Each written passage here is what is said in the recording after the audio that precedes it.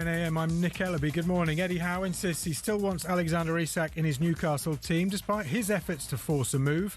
Isak won't be involved against the team he's trying to join on Monday night. Newcastle versus Liverpool will be live here on talkSPORT. Howe is calling the whole situation regrettable.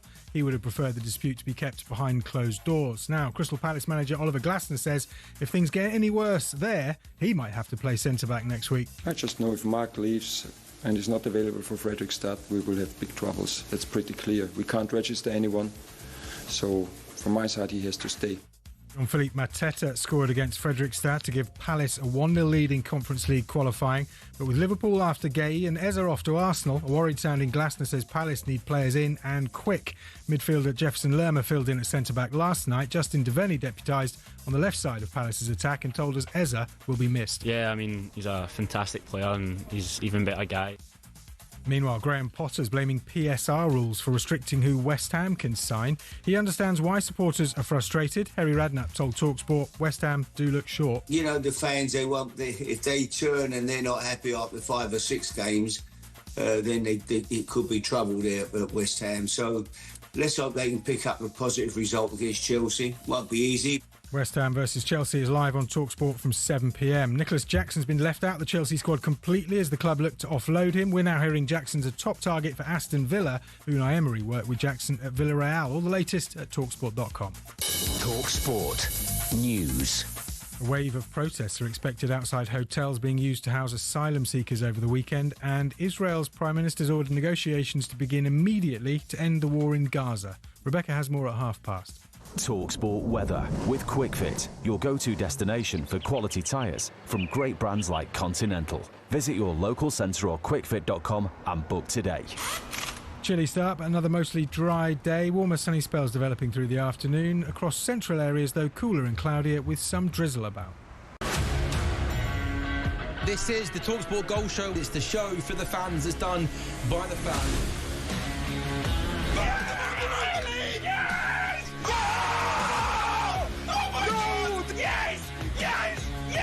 He is an unlocker of defensive back.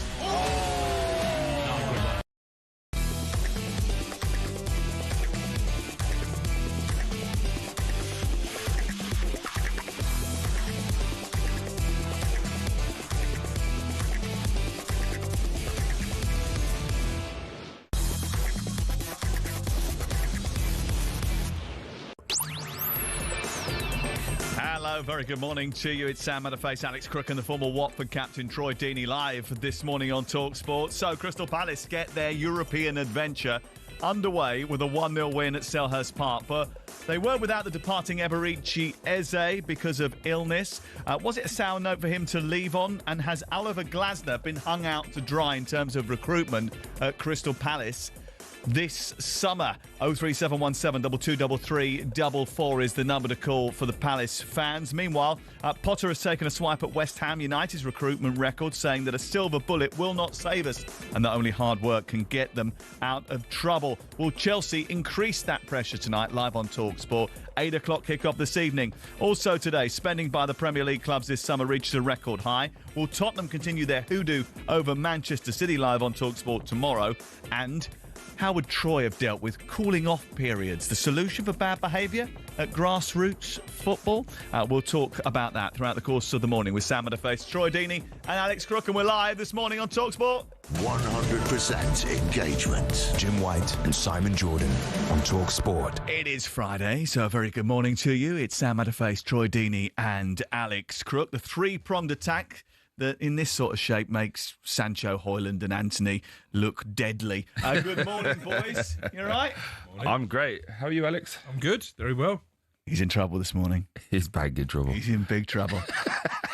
He is worse for wear after a trip to the EBOR meeting at York. Is that right? Yep. Yeah.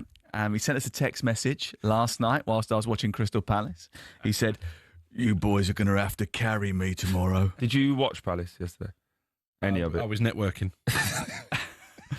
He said, "No, you boys, you're going to have to dig me out of a hole tomorrow. You have to carry me." At which Troy's response was, Again? Again? That's it. We do it every week. I mean, this guy doesn't even read the running order. He couldn't carry the shopping. But I'm going to make you feel better. I'm going to make you feel better. Here is a special tablet for you, a little Alka-Seltzer for you, because we don't want grumpy, salty Crook like we had last week. No, definitely not having. I was in a good mood last week, I think. Actually, do you know what we're going to do every single week? Is we're going to bring these in. Because we know we've kind of guessed what your pre-show preparation is, which is to drink too much the night before. Or maybe bring one for me and one for Big Al. Get that down, yeah. Al doesn't need it. He handles himself well and doesn't go to sleep halfway through the show. Crystal Palace take a 1-0 lead to Norway next week because they beat Fredrikstad last night in their Conference League playoff, but a lot of the other issues were off the field. There was a lot of discussion about Eberici Eze and whether he was right to pull out of the game last night. And what happens next for Oliver Glasner, because he was pretty stark about the club leaving it late in terms of recruitment, basically laying the blame at their feet. Have they let him down? 03717 22 3344. Should we hear from Oliver Glasner last night? Because he was pretty upset about the plan that the club have put in place in terms of recruitment, with all the talk of Eze leaving and Guehi too. I have to apologize to all of you because the first time I didn't tell you the truth yesterday. So I expected him to play.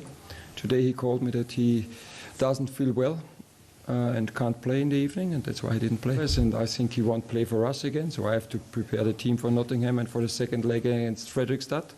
And I'm planning without Eberici. That was him talking about Eberici Eze. This is Oliver Glasner talking about the plan and what they're going to do next in the recruitment window. The profile is defined for months. And it's not surprising for everyone that Ebb's left. Honestly, it's not surprising. So because 5 days earlier we couldn't have done anything if he leaves. So, we knew that the chance is very high that this will happen. Yeah. And honestly, and this is again, and I say it like it is, we missed to replace him early enough. That's completely our fault and nobody else's fault. 10 days before the end of the window. Troy, have they left him short? Yeah, absolutely. You can hear what he's saying there with player profile. Basically what he's saying is we've got no plan B. We knew this could happen. He had a wonderful season last year. And it's been an awful summer, hasn't it, really, for Crystal Palace? Obviously, we're missing out on Europe after winning the FA Cup. The competition they want to be in. Then, obviously, Guehi now looks like he's going to either run his contract down or they might sell him last minute. Now Eze is leaving, and it doesn't look like they've had a real structured plan. But he's been very clear in his way. The profile of the player has been deliberate for months. So they've had these conversations roughly April time and said, right, here's what we want. Here's the type of player we want. Go out. Can we nail down our list of 5 to 6 players? And, he's just said there, we've left it too late because now people know. And it's mental with me with football clubs. They do it every single summer and every single window. We'll get an offer for our player. We'll sell him at 70 million. Then we'll go to another club and say, can you give us your player a little bit cheaper? When they know you've got an extra 70 million in the back. It just baffles me. Steve Parish also said last night that he's probably going to have to sell Marc Guehi in the next 11 days because he said you can't let people leave on a free. So either he stays and signs a new contract, or we'll have to come up with another solution, which obviously means he's going to sell him, or he's going to try to. Is that a possibility? Because Guehi is well within his rights to sit on his contract if he wants to. Yeah, I think ultimately it will come down to the player because Palace are not holding the cards in this situation because he's only got a year left on his contract. The interest of Liverpool is still there. I think they'll only go to a certain price given the contract situation, but they do look a little bit short themselves in the centre of defence. As we spoke about last week, the question for Guehi is, does he go to Liverpool and risk not starting week in, week out in a World Cup year? I think he probably backs himself to go there and to do that. And, the chance to join the champions in a historic club like Liverpool doesn't come around every summer. So I think he's got a big call to make. But just listening to Oliver Glasner there, you can sense his frustration. And I'll go back to what John Textor said to Jim and Simon when he was live in the studio. And he said that Steve Parish's only ambition is to survive in the Premier League. And when you look at their transfer dealings, obviously Michael Elise left last summer. We're talking about probably their 2 best players from last season going this summer.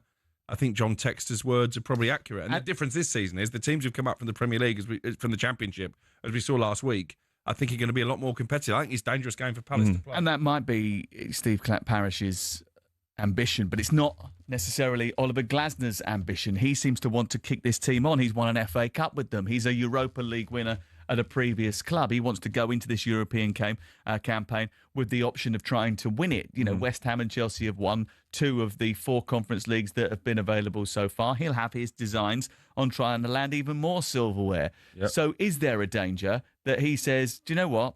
I'm not sure this is for me, because his contract's up at the end of next season as well. Yeah, I'd be very surprised if he walked. I would be very surprised. I think he might just go, right, they're not backing me. I'm going to get on with my job, but we're not going to sign a new one. We're going to move on because it's just not, it's run its course. The interesting bit now from a player's point of view is, and I've been in dressing rooms when this happens, you sell a player and then other players start going like, Mateta, well, what am I doing here? Where are my goals coming from? And they start to question now how it is. So I think Steve Parish's words is, it's probably true, like we're going to have to sell Marc Guehi, but the manager's come out and he's very frustrated. The players now going to look around and go, well, that doesn't sound like we're getting anybody else. With 10 days left, do I need to go and see what I can get? Does a Mateta say, have you phoned Newcastle and see if they want me? Well, I thought it was really strange that Odsonne Edouard ended up coming off the bench last night, bearing in mind last year he was sent to Leicester City on loan and deemed surplus to requirements, and now he's back in the fold. But that's maybe because of necessity. Yeah, Nketiah's injured, isn't he? And I think they're trying to sign Hwang from Wolves on loan. They've got Matt Hobbs coming in as the new sporting director. But even that, though, Hwang, with the greatest respect, he doesn't even play for Wolves. Talk about Eze, because he phoned up Oliver Glasner and said he wasn't in the right frame of mind or he wasn't well enough to play in the game yesterday. Look, they've agreed a deal. I get it. But they've agreed a deal, right? He's agreed personal terms and he's got a medical book for today. So he was never going to play, right? No, but basically what's happened there then is the club are saying you're going to play. Well, why would they do that and risk jeopardising the deal? Because they don't really care. They don't really care. I don't think he was ever going to play. He can't have. No, but they want the player to do it. This is kind of the things that happen in the background. So you're saying that they want him to be the one to pull him, because like you just said, they've agreed a deal, they've agreed personal. Just pull him yourself. This doesn't come out unless the player has to do it. Do you get my point? Yeah. So as a club, you should have just went, no problem. But these are the little nuanced things that happen in the background when the players go, well, I'm still getting texts saying I've got a report at 5 o'clock today. What's happening? Oh no, you're not going to go, but maybe you just have to say you're sick because the club are saying you've got to do it. Why couldn't they just tell the truth that we've agreed a deal with Arsenal? Glasner actually said that, though, didn't he? He said, I'm sorry, I didn't tell the truth yesterday. But what football club normally does tell the truth? It's always about their image and how it is. So, look, Crystal Palace are going to be getting... They've been getting stick for years about the stadium and how that's not got to the point as. Last year was obviously a different year. It got better. Obviously, they won the FA Cup. Now they're getting stick for how the ownership model was structured. They've missed out on Europe. They're selling their best players. They're going to have a real difficult season with their fan base now, trying to convince them that this is going to be more successful than last year. I want to hear from Crystal Palace supporters. 0371 722 3344. You can WhatsApp us on the same number. You can call us and you can text us 81089. Interesting, like this is probably the best period in Crystal Palace's history. You've won the FA Cup, you're playing in Europe, you've won the Community Shield, you're unbeaten in 11 games. You've got a manager who clearly wants to drive you on. But are you being held back by your ownership? Woody Johnson, has he been approved as an owner of this club now? Is he on the board? Nearly, isn't it? Is it done? Well, it was never going to happen that quickly. You know, But this is a guy with deep pockets. He runs the New York Jets. He knows how it's like to. You do know how the Jets are doing, right? Yeah, I know how the Jets are doing. They're terrible. Yeah, okay, cool. But he knows how to run sporting enterprises. This should be a chance for Crystal Palace to kick on. It feels like they're going backwards rather than forwards. Yeah, I would agree with that. And again, you win the FA Cup, you qualify for Europe for the first time in your history. That's the time to lay down your ambitions and strengthen from a position of power. They haven't done that, and I think that's why Oliver Glasner is so unhappy. And obviously they've got a big grudge game this weekend. They take on Nottingham Forest. Tensions are going to be high already because of Forest's perceived involvement in Palace getting kicked out of the Europa League. And I'd imagine that Glasner is going to go into that game quite worked up. 0371 722 3344 is the number to call if you want to get in touch. We'll talk about Eberechi Eze and his move to Arsenal very shortly, where Troy thinks he's going to fit in and whether or not he thinks that was the right move for him, bearing in mind that Tottenham were involved as well. Spurs go to City tomorrow on game day, having not lost in Manchester since 2020. 22. We'll talk about that before 11 o'clock this morning. A couple of other quick headlines from last night. Aberdeen came back from 2-0 down to draw 2-2 at home at Pittodrie to give them a chance of getting into the Europa League group stages. Dante Pavara came off the bench, scored a really good goal, actually, and despite transfer speculation, helped them drag themselves back into the tie. And Hibs lost at home to Leisure in their Conference League playoff. Next up, we'll be talking about Eberechi Eze and whether or not he has made the right decision to go to Arsenal. We'll talk about that next.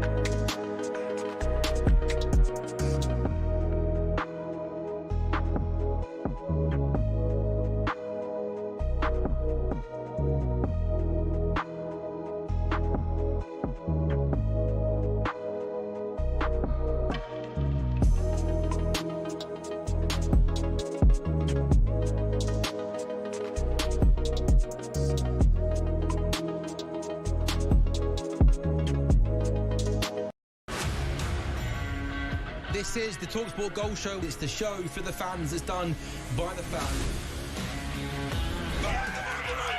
Yes! Oh my God! Yes! Yes! Yes! He is an unlocker of defensive depth. If you've got a problem or something to say, you don't have the right to say anything about something. I do. This nonsense kills the game.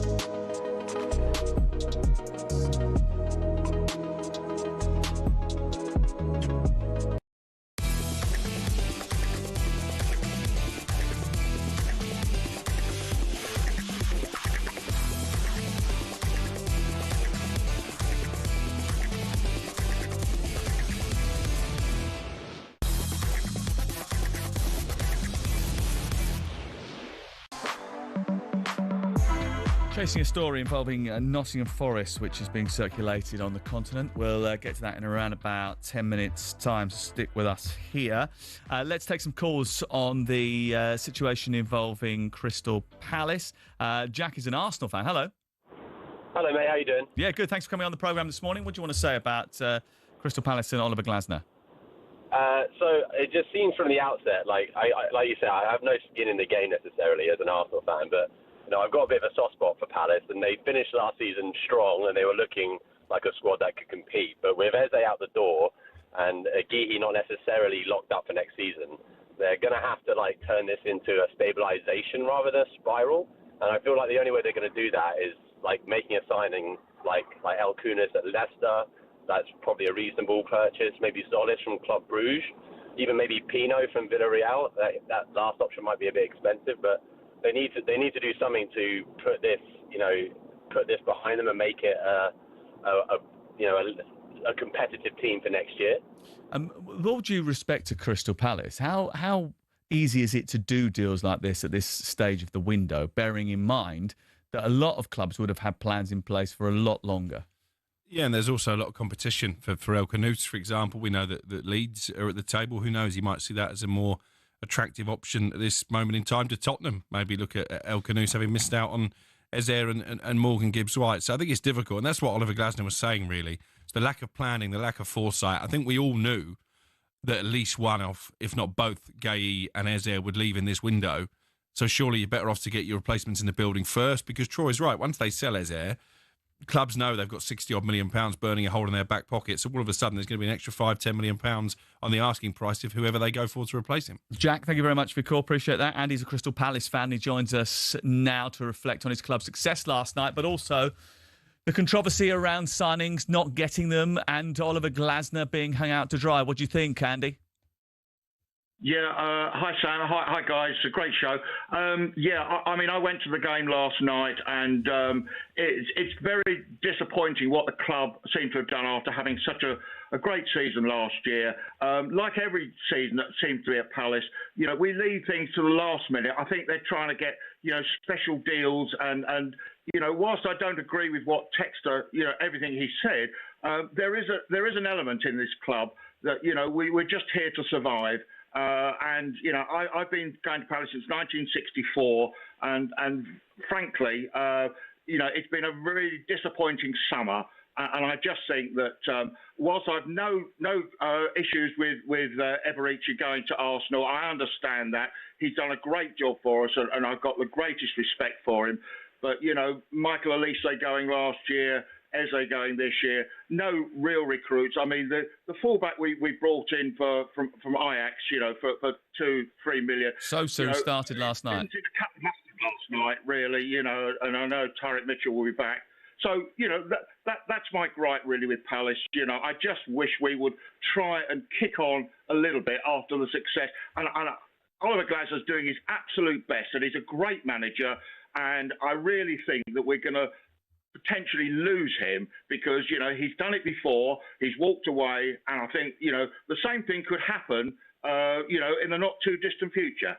Andy, does it make it even more galling when you look at your bitter rivals Brighton and the way that they go about their business? I mean, one of the good things that Tony Bloom does is he knows the perfect time to sell a player because there's usually a replacement already in the building, and they are a club who have ambitions to be challenging for Europe season after season. Obviously, historically, Palace would have been the bigger of the two, maybe not anymore. Yeah, I agree. I think Brighton have a good concept of what they're doing with their players, how they're bringing young players in. Yes, we there's no doubt we spend an awful lot of money on the academy, and McAvenny is an example of that, and Tyrick Mitchell is that. But we just don't seem to get the foresight from the club to actually sort of go ahead and put players in place before we sell. And you're absolutely right. When Eberici goes, today or tomorrow, clubs will know we've got money, and Leicester will say, well, you got 60 million odd for him, and we're looking at Tyler Dibley and things like that. Yeah, great. But, I just want the club to reflect, the success we had last year. It's all too rare. And I'm tired of just struggling, to say, yeah, we're going to finish. I suppose what you want is to build on that success and be proactive in doing so, and not just allow this opportunity to fritter away. Thank you very much for calling us, Charlie. Andy. Thank you. Appreciate that. We'll get to Charlie in just a second. Troy, you said during the break, if you're waking up this morning, you're hearing all these stories, your Crystal Palace play, you think to yourself, I've got to get out of here. Yeah, absolutely. That would be a thought that crosses your mind. I seem to obviously naturally go to strikers, but if I'm Mateta, I'm thinking it's a shortage of strikers in world football anyway. Where's my goals coming from now? You've just the guy who created all of those for me is gone. So you either got to pay me to keep me, or you got to look at selling me. And Ismail Sarr will probably be having the same kind of conversations. Where does it leave him? What are they going to do? So remember, these are all players who have got aspirations, and there's nothing worse than being at a club and thinking, is this it? Is this all we've got? Is this the ceiling? But is there a danger that actually what they've achieved actually has topped them out? They've topped out on winning the FA Cup, getting into Europe. That's it. They know that they can't. No, not at all. Not in this day and age. Not with the money that they've got, as you spoke about, new investment coming in. They've got young players. The bit that's really disappointing for me is the players they're being linked with. Don't make you go, oh, that's good. Or I can see that working. It's Diblin, who we don't even know how good he is. We haven't seen enough. Granted, he was in a terrible team last year. I would be stunned if Steve Parish pays 50 million quid for Tyler Diblin. Yeah, and I think if he goes anywhere, it's more likely to be Everton. But even the lad from Leicester, though, he's like in and out all the time last year. None of them were. Do you know what I mean? If you're a Palace fan, you don't go, oh, great. Well, what you have to do if you're Crystal Palace, what you have to do if you're Brighton, they do it so well. What you have to do if you're Brentford and Bournemouth is you have to buy players who have got a high ceiling that you can develop and make even better. So you can see the potential, and then you can drive their value up and drive their contribution up with great coaching and by realising their own potential. But those players have got potential. Is Oliver Glasner not the man to bring it out of them? But you've already annoyed your manager with how you've done it. And normally you bring those players in while Eze's in the building, and then they can see how it's done, what they expect. That's what Palace are guilty of not doing. And now, so these players you said have got high ceilings. They're coming in to a new system. They haven't trained all pre-season with them. They don't know what they're doing. Then they go on, then you played Saturday. Oh, by the way, if you don't start well, the fan base is going to get on you. The Bournemouth comparison is a good one because obviously it's been a tough summer for them. They've lost their 2 first-choice centre-backs from last season, their first-choice left-back. But they've reinvested. They've signed Diakate, second most expensive player in their history. They signed Amin Adli yesterday, who a couple of years ago was being talked about as the next bright thing in Europe. Since he came in, Bill Foley, he spent 346 million quid in transfer fees. You compare that to what Palace has spent over the same period. Well, yeah, this summer he's done very well, but they turned down offers for Antoine Semenyo. They got him to commit to a new contract. Again, it comes back to that word ambition. I've spent a bit of time with Bill Foley. He's not messing around. He wants to get Bournemouth in Europe. He wants to build a new stadium. Palace are He's already developed the training ground. I think that's obvious. I think it's been the case for a number of years. When the 20 Premier League clubs were discussing changing the financial rules, one club, as I understand it, wanted to keep PSR on its current guys. Crystal Palace. 03717 2233 44. Charlie's a Crystal Palace fan. Hello. Charlie, can you hear us? Yeah, can you hear me? Yeah, we can hear you, Charlie. How you doing? I love the show, by the way. I've listened for years, love it. This morning's really got on my nerves, to be brutally honest with you. Go on, then. Give us a view. Give us a view. Go on. Basically, just that he gave me Glasner and them 25 lads last year gave me the most beautiful day with my friends and family and my dad, who unfortunate enough, he took me for all the years, paid his hard-earned cash to take me up and down the country. And the point I'm making is that the other chaps made is we need to build on it. Yeah, we knew Eze and Guehi were going to leave, but we should have got rid of them after the cup final, bought replacements in, and bought extra squad players in. It's painful to say it. Brighton, they do it. Well, how can Brighton do it? They have a ready-made replacement prior. I'm getting emotional, sorry, and I'm panicking. I'm like... No, but don't be silly. Tell us what you're feeling. It's good. We want to hear it. And it's sad because it's the most successful thing we've ever been through. And the last few months have been beautiful. And last night it was a terrible game of football, but every fan in that ground loved it. And I speak for everyone who's listening live now. And guess what? We could finish in the top 6 with Eze and with Guehi, but if they both go, we're probably favourites to get relegated. Am I right or wrong? Well, I mean, Crook says they lack ambition. I mean, is that how you feel as a fan base now? Yeah, I do. It's like, don't get me. I don't feel like I just feel that we don't lack ambition in terms of we get good players in. I know we've lost Dougie, and he had a huge part to play in that, in bringing the youngsters through. But we had like a line in terms of like we had Zaha left. We had a ready-made replacement in Elise. Elise left last summer. We had Eze, and but also though, Charlie, sorry to interrupt you, mate. Unfortunately, Mateus Franca thing hasn't worked out. Charlie, just a quick one, mate, as well. I was saying, you know, for years with the stadium and stuff, you've wanted the stadium, you've been told this new part of the stadium's going to get done. It seems like for years, Palace have always had these like false promises, haven't they? And this year felt like it was going to be different because you won the FA Cup. Yeah, Troy, exactly that. And you know what? Me personally, and I'm with a few Palace fans now, I couldn't give a be careful. Arse It's early about morning. the stadium, to be brutally honest with you. And I don't, because Selhurst Park's probably, you know what it's like. You've all commentated there, and the energy.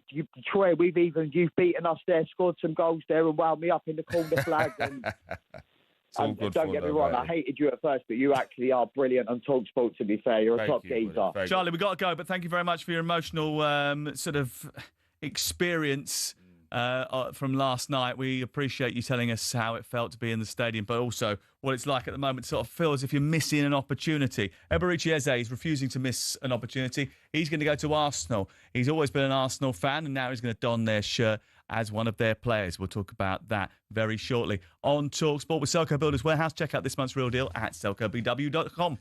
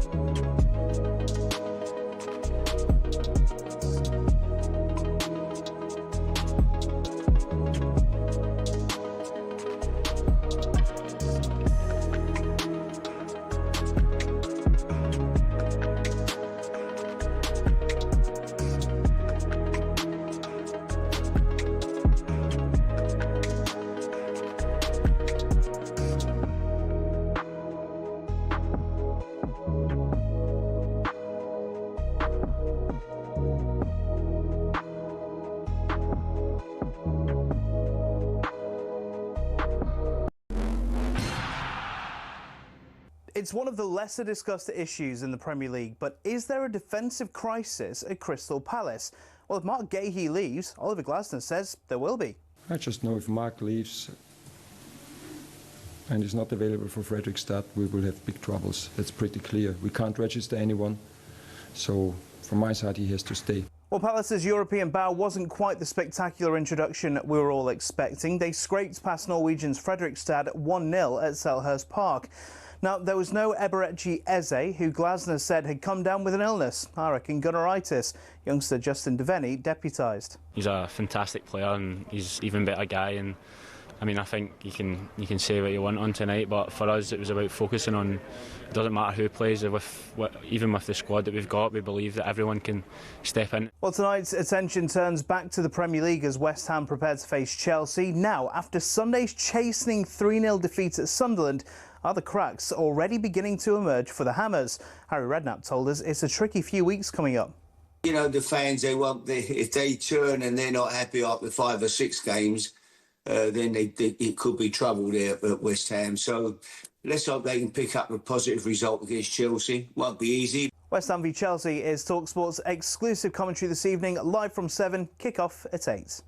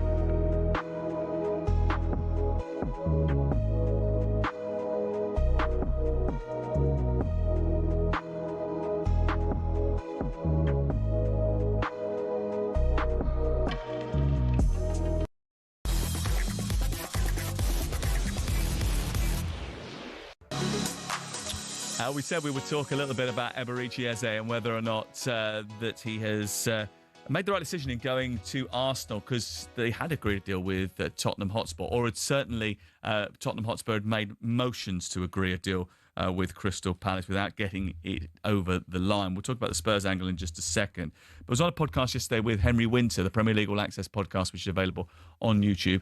And he was talking about the fact that actually the route to first-team football is easier at Tottenham than it is at Arsenal.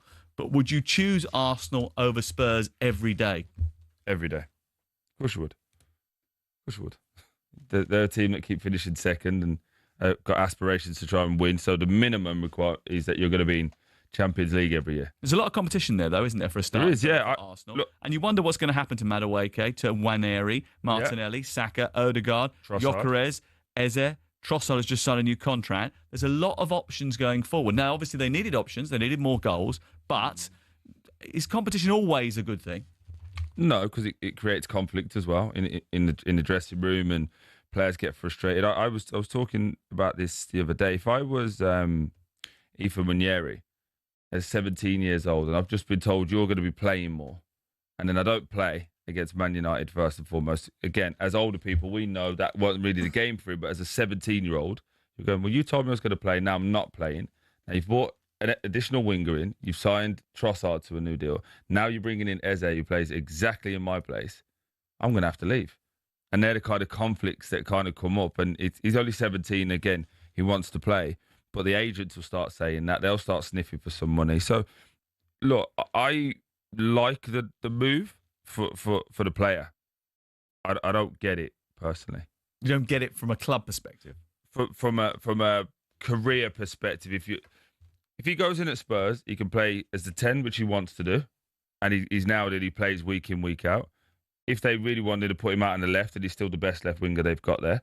So, and the way with Thomas Frank and the way it's going, you'll be in Europe this year, and maybe you could kick on, and you could have a massive chance of really putting Spurs back in the top 4 and getting in the World Cup squad. All of the boxes are ticked for that. With Arsenal, if he wants to play as a 10, they've got to drop Odegaard, who's the captain, which we know is a difficult one anyway because Arteta loves him. Wasn't in brilliant form though, was he? Second half of last season. He hasn't been in brilliant form for a little while, but the point is he hasn't dropped him even when he wasn't. So now you bring somebody in, all of a sudden you're going to drop him. Then that sparks the conversation we had last week. Now he's not played. You make Rice the captain. And how does that happen? There's all these little knock-on effects and nuanced ones that happen in the changing room now. So you think it could be more disruptive than helpful? Potentially, yeah. Potentially, it has the potential to be really disruptive. Not because of him, just because of so many people in those areas. Do you think Mikel Arteta is so conscious that they picked up injuries, not just last season, but the season before, and it really derailed their title charge? That's why he's determined to have such a deep squad, 2, sometimes 3 players for every position. Well, it gives him the resources to do what he hasn't done up until this point, which is rotate a lot more, especially in those forward areas. Obviously, the injury to Havertz, who I didn't mention in that list, also contributes to this decision-making process as well. Do we know how long Havertz is out for? I think it's going to be at least a few weeks. There's some suggestion in Germany that it will be months, maybe, as opposed to weeks. Which is a bit of a worry, isn't it, for him? No, it is, yeah. It's a lot of football over the last year or so. No, I agree. And typically, I said last week I could see a role in a universe where Havertz plays more than Gyökeres. And typically, as I've said that, the day after he gets injured. So makes me look a bit foolish. But I wanted to ask you about this other sort of facet of this whole story, because there was a little mural that sparked overnight as soon as the signing was sort of rumoured to be happening. There's pictures of Eze in a Arsenal shirt from when he was a kid. Obviously, he was in the academy initially. I mean, when it all works out rather romantically, it's all a very good thing, isn't it? That there is a connection between the clubs and it all looks great PR. But in reality, do you players actually care about the sort of emotional connection with the club, the way that supporters do? No, you'll never do it the way a supporter does, because that supporter goes to work Monday to Friday thinking about his heroes and thinking about how the weekend happens. And if they win or lose, it completely changes the dynamic of their weekend. And also, they pay for it.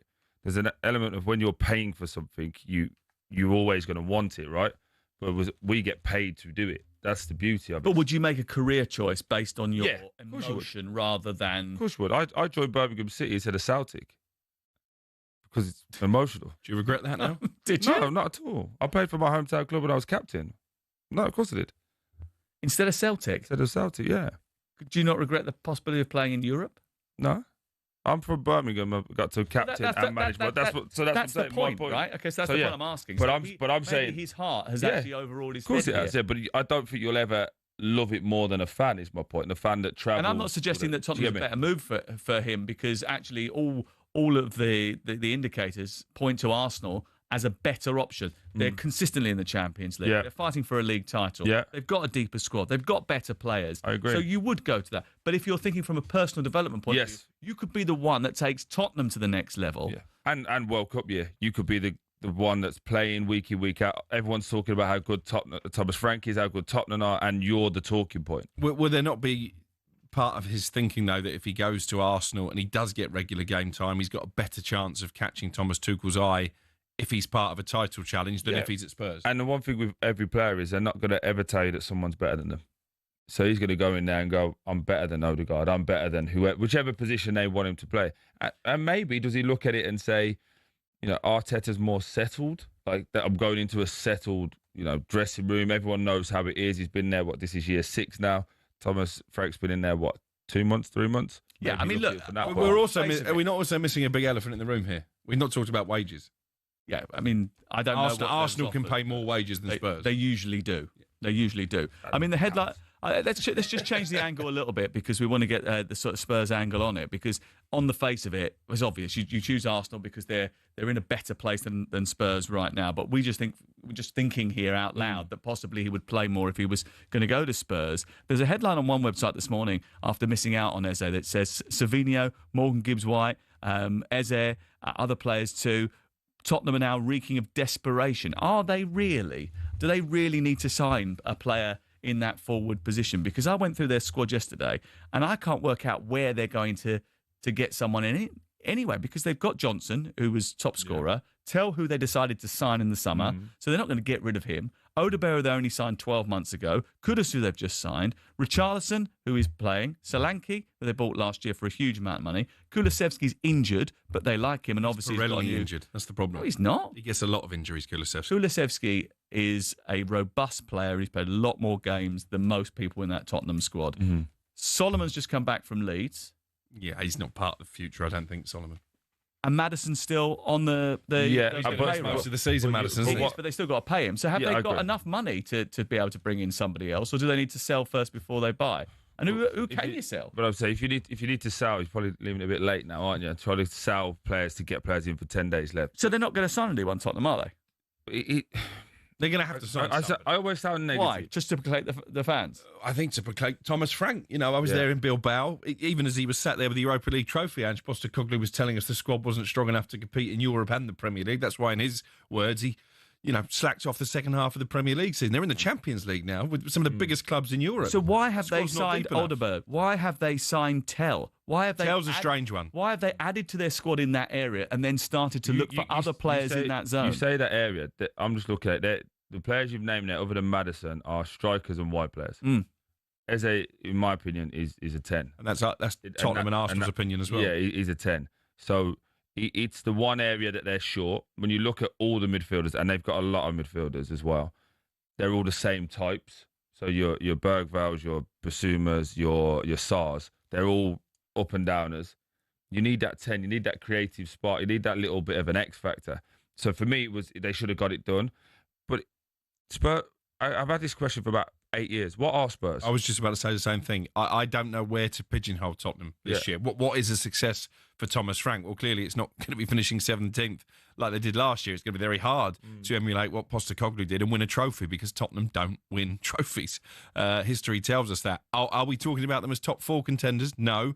Are we talking about them as top 6 contenders? Probably not at this moment in time. I think there's better squads around them in the Premier League. I don't know what. No, I'm the same. I think they need another centre-half, and I think their goalkeeper position's still not 100% certain. But this is what I was trying to say at the top of the show when we talk about Palace. It's like Spurs have just gone, window shuts in 10 days, what should we do? You know the problems? The problems were evident last year. You had 12, 13 injuries. So, right, how do we get a squad that's ready to do that? They should have been, as soon as a window opened, right, there's 3 or 4 straight away in the building.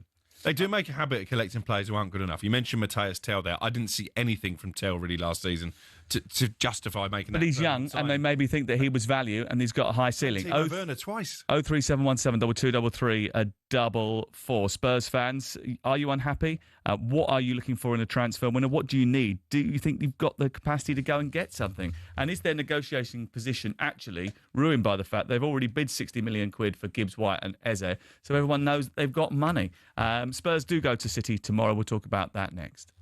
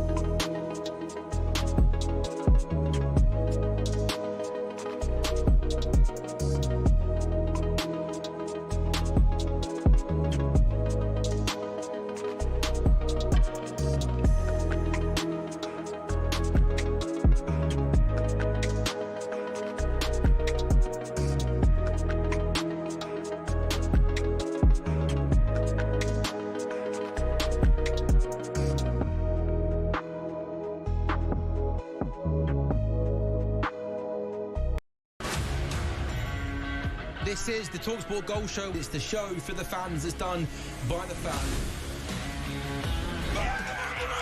Yes! Oh my God! Yes! Yes! Yes! He is an unlocker of defensive depth.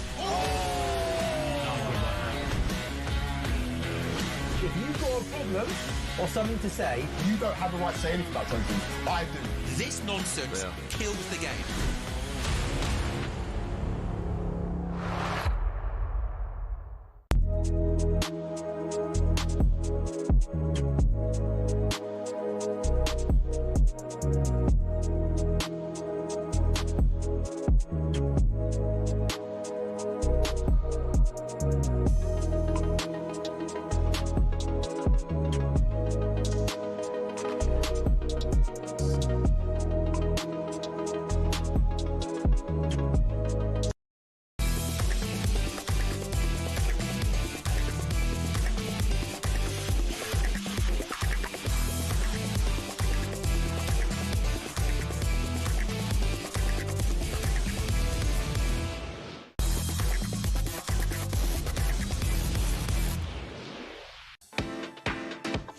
talkSPORT, Sam Matterface with Alex Crook and with Troy Deeney. Getting some reports out of Italy this morning about the possibility of Nottingham Forest making a change.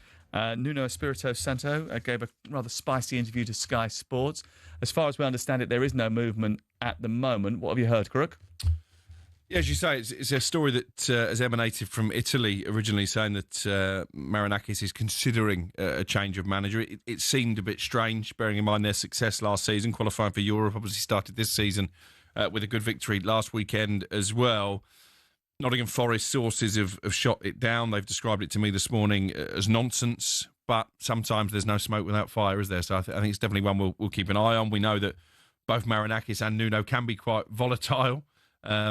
Sometimes that will work in Forest's favour because I think Marinakis doesn't necessarily want a yes man working underneath him, but it's also going to mean there are going to be clashes in personality along the way. That would not go down well with the Forest fan base. And the players. It wouldn't at all. You've been very, very successful. Again, you've won the first game of pre-season. Everyone's on a high. Even these rumours coming out now start to be like... It's not helpful, is it? What's going on? And I think some of the senior players, like your Chris Woods, will certainly be in a position where he could say to the gaffer walking off the training pitch today, like, any truth in this and what's happening?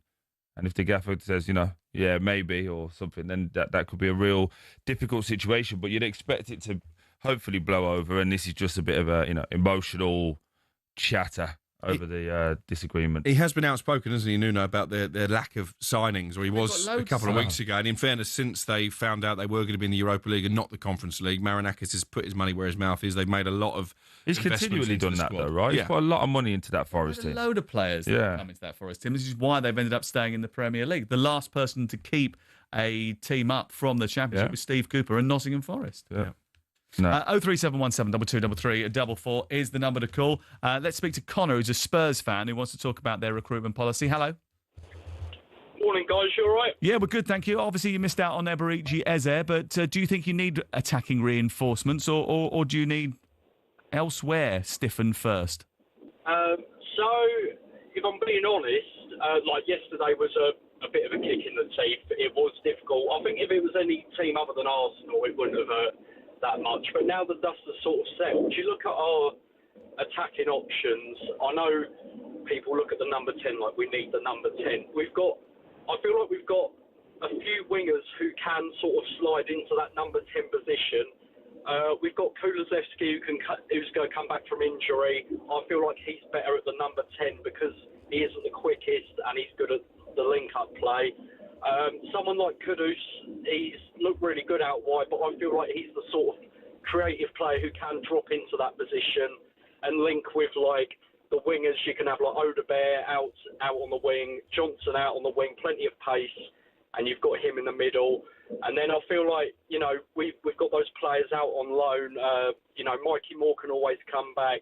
That's another Connor, sorry, mate. I'm listening to you and I hear your point. But do you want to be in a situation with Spurs where you're going into the Champions League and saying people can maybe cover in those positions, or even being in a position where you said young Mikey Moore is going to be the guy that starts there? Surely you should have had a plan B, A, B, C, and D for this. Surely. Yeah, no, I do understand it, but I'd like to say I'm quite a realistic Spurs fan. We can't compete with the big teams like the Arsenals, the Liverpools, the Man Cities. We've got to be realistic of where we are as a club. We need to go all out in a cup competition. If we're going to be real with Spurs fans, we're not going to win the Champions League. It'd be good to get to the knockout stages and put ourselves up against those big teams, but I feel like we've got to really push for cups, because I feel like that's what the fans are, Yeah, no, I take that point, mate, but you're going into it, you just said there, we can't compete with those guys, but you can compete, though. And at the moment, you're not competing. You had a tentative offer for Semenyo. He went and stayed at Bournemouth. It's like every deal that I've seen, again, I'm not across it as much as you, but it's like, You just go, I'm going to do this. They want 60 million, we'll put 52 in. And then we'll put 53 in. And then you just Arsenal come in and go, bang, get it done. Well, that's always been the way, right? That's always been the Tottenham way. They've missed out on and it keeps failing all the time. They always linked with the big new thing that's coming out of Europe but ends up going somewhere else, and they just missed out. Plucky old Tottenham just didn't quite get it over the line. The fact is they're not decisive enough or ruthless enough in the transfer market. Was it Jack Grealish they could have signed for £25 million at one stage? But all of it is just like... That's just another example. Yeah, but again, and I take... William was in the stadium and then ended up signing at Chelsea later on in the day.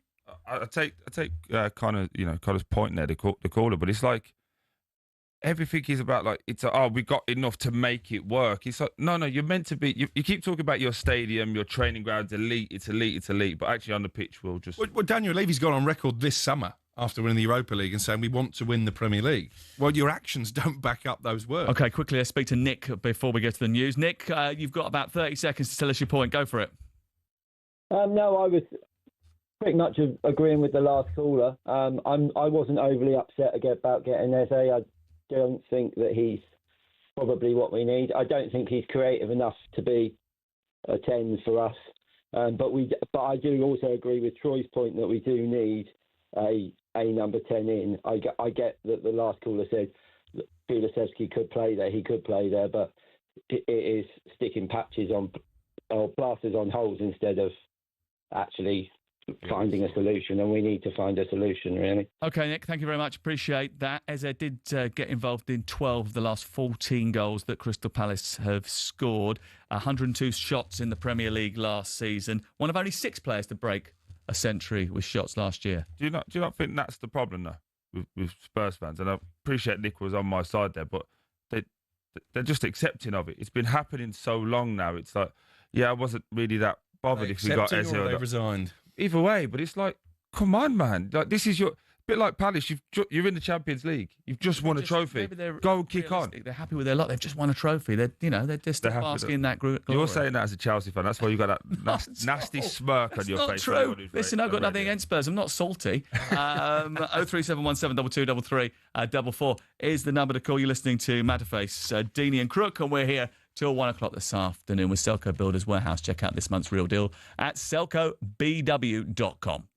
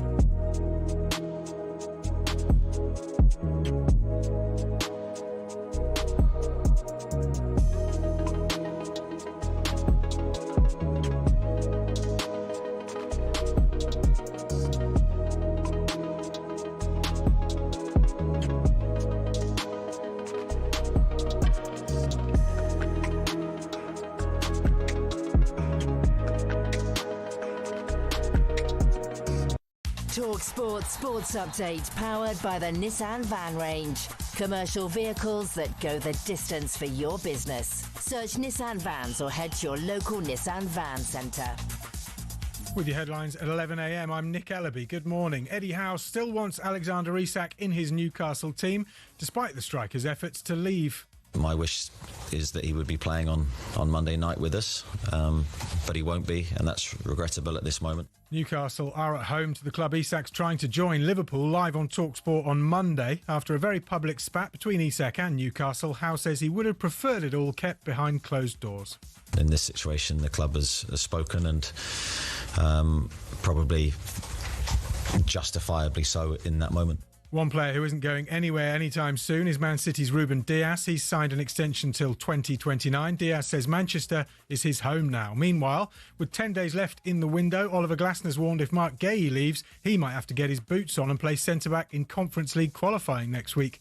Palace take a 1-0 lead to Fredrikstad, but Glasner is almost begging for new signings. Elsewhere, we understand Wolves have ruled out selling striker Jørgen Strand Larsen. Newcastle were interested. And we're hearing Aston Villa have made Nicholas Jackson their top target. All the latest at talksport.com.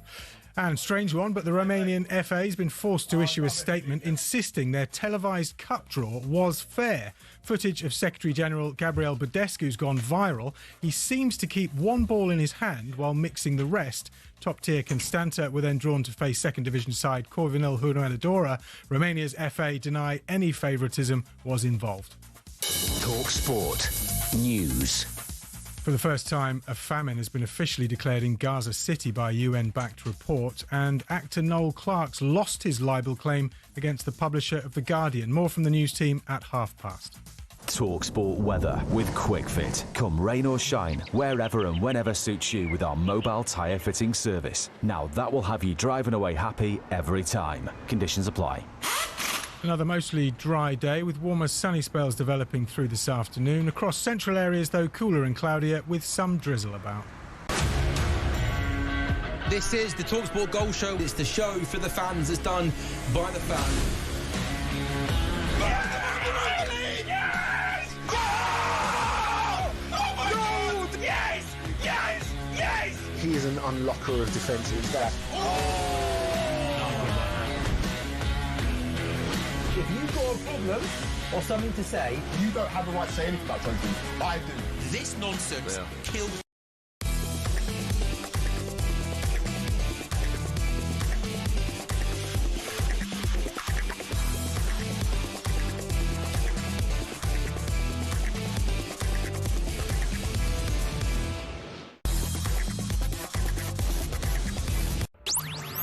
talkSPORT, it's Sam Matterface with Alex Crook and Troy Deeney. We're here right the way through to 1 o'clock this afternoon, getting ready for your weekend. Some people's weekends have already started, of course, because they were out all day yesterday. How is the hangover? Oh, hangover here, mate. Got me coffee, got me little ginger shot, courtesy of Troy. All good. Yeah? Ready to go again. And you've had your Alka-Seltzer that I gave you earlier on? I was working yesterday. I was talking to people. You were working Picking up yesterday. information. Are you Should I- working now while you're putting your bets on for today? I was going to say, 'cause when you were doing your prep earlier on, you were looking at the Sun Racing pages.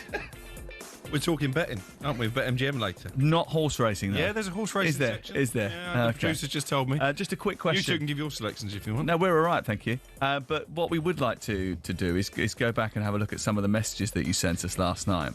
Because, you know, I'm a bit worried that he's turning into a little bit of a diva. Because he just worked out. Did you know he just walked outside just now? Yeah. Because he'd ordered everybody coffee. That was the best. Can we just address that? Sorry, I know you. We buy coffees for the last 18 months. Yep. Me and you, every single week. Yep. Coffees, donuts. It's the friendly thing to do. Yeah. He's bought, this is his first time doing it in probably this year. And he's let everybody know, yeah, I bought those, guys. I bought those. Yeah. And you're going to put it on social media, right? Yeah. Well, that's what a 16-1 winner does. we all heard about that yesterday, and then we were treated to the fact that he'd been to racing 3 times this week. Or yeah. And he's going today. And someone, I think it may have been Dan Tales from BetMGM, said to him, "How do you get away with it?" And he said, "Don't hate the player, hate the game." The guy thinks he's Jay-Z. Time now for a feature with Keep Britain Tidy. Get in the bin! On talkSPORT with Keep Britain Tidy. No ifs, no buts. If you smoke, bin your butts. Unbelievable. Right, OK, let's move on to a feature that we're going to look at, see what's got us all fired up and what we want to put in the bin. We're going to turn our attention to cooling off periods by speaking to the CEO of Ref Support UK, Martin Cassidy. The FA is trialling cooling off periods for grassroots football in a select number of leagues. What's this all about, Martin? Well, it's part of a big programme that the FA has brought in, really, because the behaviour's been so bad at all levels of football.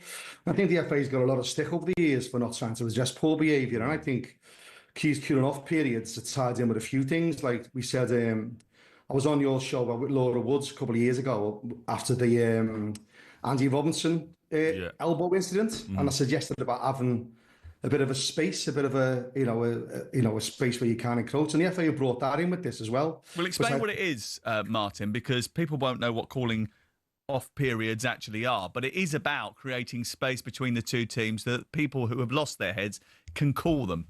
Yeah, the FA are looking at putting the referees and the players in their own penalty area, and then calling on the captains and the coaches to say, look, let's calm it down and let's see how we can make the game a bit safer and enjoyable on the day. And I just think it's a good move. I'm not sure I was going to be managed at grassroots level with some of these referees on their own, particularly at youth levels, but it really is important, Sam, that what the FA are bringing in here. There's 4 big things here that's all sort of tied in. And even in the Premier League, when in the captain's protocol where the referee will tap his armband and everyone's got to keep 4 metres away apart from the captain. I think these are all really good, and one of the things that I'd really like to discuss as well is they've now sanctioned that all youth referees will wear a yellow armband. They don't have to wear it, it's not compulsory, to identify them as a youth referee to stop them getting abused. And I think the fact that we've got to do that as a game is shameful. Yeah. Absolutely shameful. And I think it's great that the FA are trying to bring a consistent approach that, all the county FAs are going to get these armbands free so these youth referees can feel a bit safer. But, that's the way the game's gone, and I think a lot of people need to take accountability as well as referees for how we are, where we are now because of past behaviour with players at all levels of football.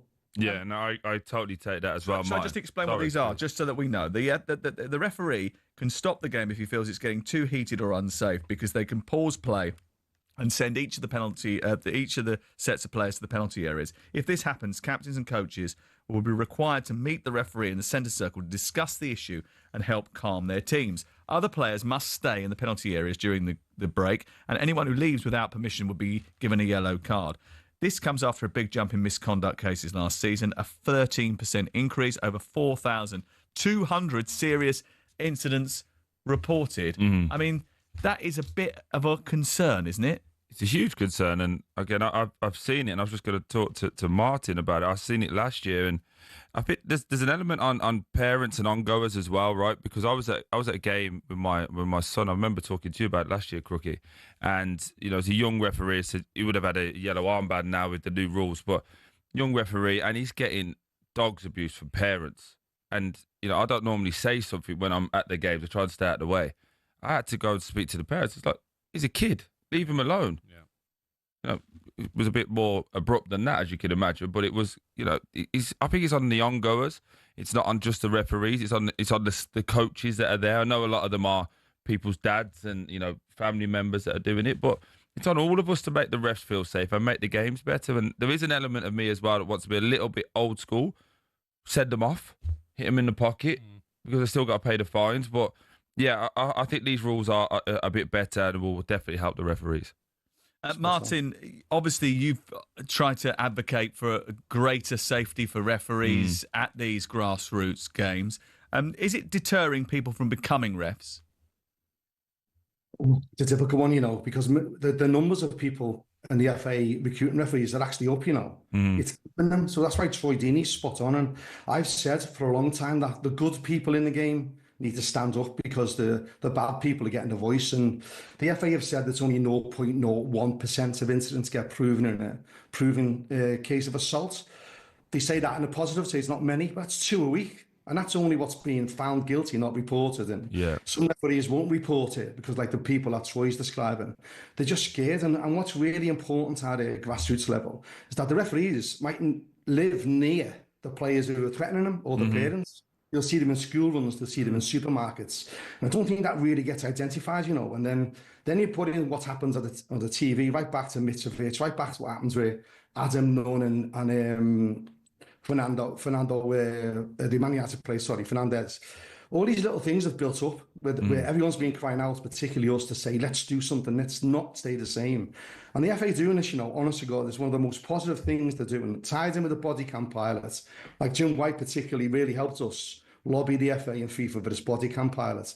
And the FA is the only federation in the world that's currently in the second year of this expanded body cam pilot, which is really helping all forms of abuse. You know, body cameras will address racial abuse, homophobic abuse, referee abuse. It's a great training aid. There's no negatives to these body cams, and the FA's put a lot of money about it. But I need to really support what Troy said there. The good people of the game need to stand up and stop these minorities spoiling the game for everyone. Martin, it's interesting you reference a couple of Premier League players behaving badly there. I was with Howard Webb at the Premier League launch in Liverpool last week, and obviously there's a new rule that's come in this season where only the captains can speak to referees about any contentious decisions, and he was of the impression that will filter down to grassroots level and improve behaviour. Do you go along with that?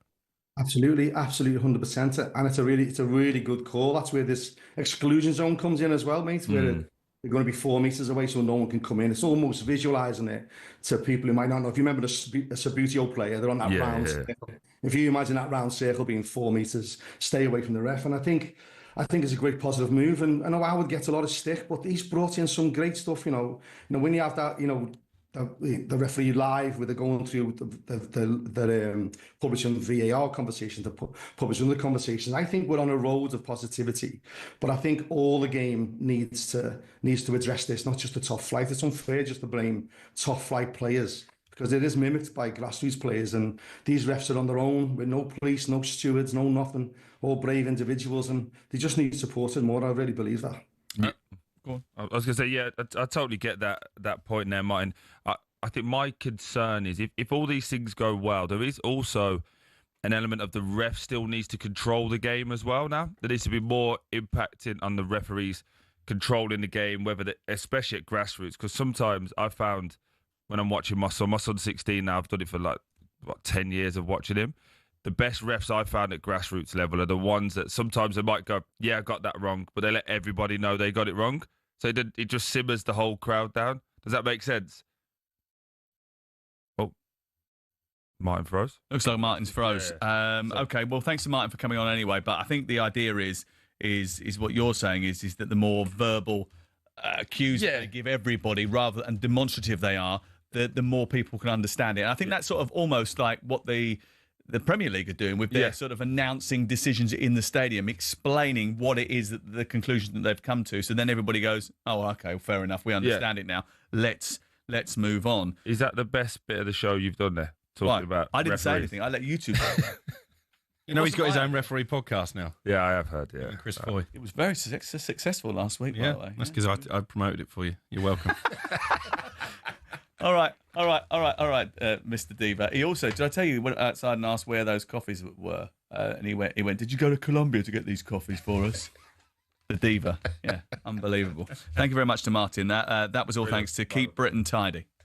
Get in the bin! On talkSPORT with Keep Britain Tidy. No ifs, no buts. If you smoke, bin your butts. A couple of calls that have already come in, a couple of text messages come in. Can you sort out Crookie's collar? Could you dress properly?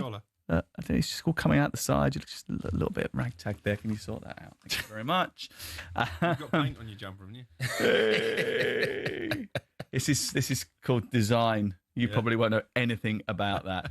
I've run out of suits this week. Have you? I've so much. We can talk about Harry Maguire. We talk about Tottenham against Manchester City, which is live on talkSPORT tomorrow. And big night for West Ham tonight. They entertain Chelsea. And Graham Potter has been laying the blame on historic recruitment issues at West Ham.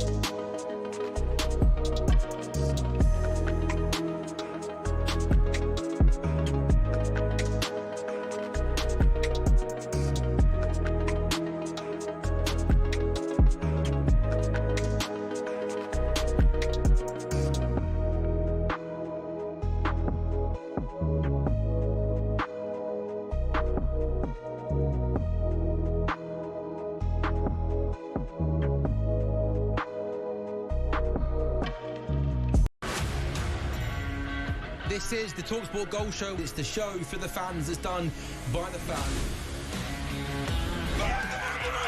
Yes! Oh my God! Yes! Yes! Yes! He is an unlocker of defensive depth. If you've got a problem or something to say, You don't have the right to say anything about something. I do. This nonsense kills the game.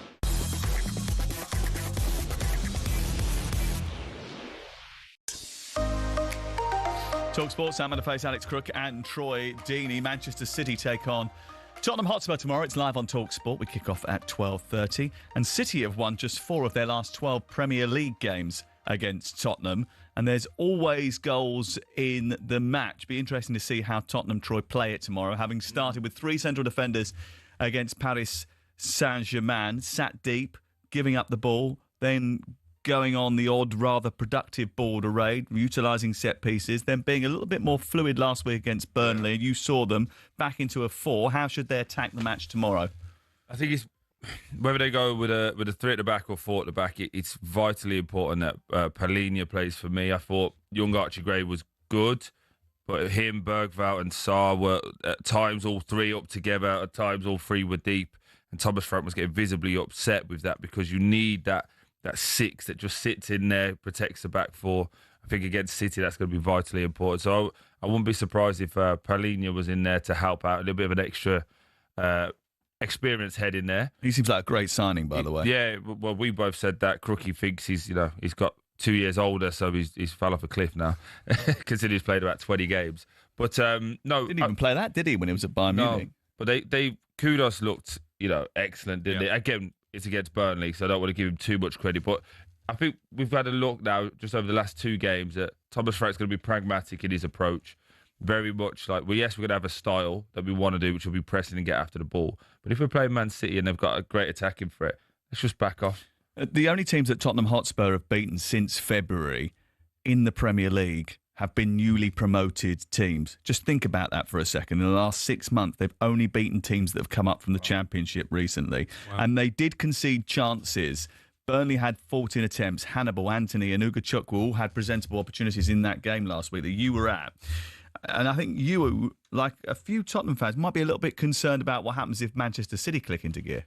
Yeah, I have the same reservations as Troy about the midfield, and I think he's probably right. I think Palhinha will play for extra protection, but I can just see them being overrun in the middle of the park. Reinders was so impressive on his Premier League debut against Wolves. I think he could have a big say in this game, and they did give up opportunities, and a better team than Burnley would have certainly got themselves on the score sheet. So I think this is a much stiffer examination of exactly where they're at.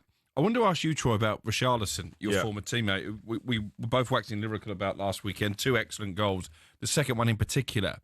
And then we hear that as part of the Eze conversations, that maybe Spurs are willing to send him to Crystal Palace. Now, I don't think he would have accepted that move. No. But if you're Richarlison and you've scored 2 goals in the opening day of the Premier League season, you played well against Paris Saint-Germain, Thomas Frank has come out and publicly backed you, how will he be feeling knowing that they were trying to send him to Crystal Palace? It's the most Spurs thing to do, isn't it? When your players you haven't had fit most of the time he's been there. He's fit. He's obviously clearly motivated. Had a good pre-season. Manager loves him. How can we mess it up? That's what Spurs do. Like it's just nonsense. And I think we've mentioned before about the carrot. He gets on really well with Carlo Ancelotti. Yes. And obviously there's the World Cup year in the offing. Mm-hmm. And Ancelotti's now the Brazil coach. Likes Richarlison. Richarlison wants to play for Brazil at the World Cup. He's scored a lot of goals, actually, Richarlison. If you look at the minutes to goal ratio of any player that's featured over the last 2 seasons in the Premier League, Richarlison leads it. Is that right? Well, that tells you he's not played many games. Well, it also says he started 16 Premier League games. Yeah. He scored 13 goals in those 16 starts. So if you play him, invest in him, believe in him, put an arm around the shoulder, you will get the best out of him. Believe in him. And I think the biggest, I've done a bit about it in the Sun for tomorrow. I think the biggest bit for me is if he starts. If you score 2 goals, again, beat Burnley, and for whatever reason, you've been offered to Palace part of this swap deal, and then they start with Solanke, his confidence goes from 1,000 to -20. And I just think they've got to give him games, let him basically say, that shirt's yours until you lose it. And I think he should get a run of games now. Who do you think's a better player, him or Dominic Solanke? If you had to pick one to lead the line, who would you be going for? It's difficult. Dom's a very good player, technically very, very good. I think Richarlison's just got that little bit more of a dog in him that I like, that little bit more, I'll run over you. Yeah. And, sometimes it spills over, but I just think, Is it different strokes for different folks, though? Because he's a pressing machine, Solanke. He's great at anticipating where their pass is going to go, and he knows how to shut it down. He works tirelessly. It's good for a striker, them attributes. What, working tirelessly? And knowing where the pass is going to go to cut it off. He needs to be in the right position to score goals.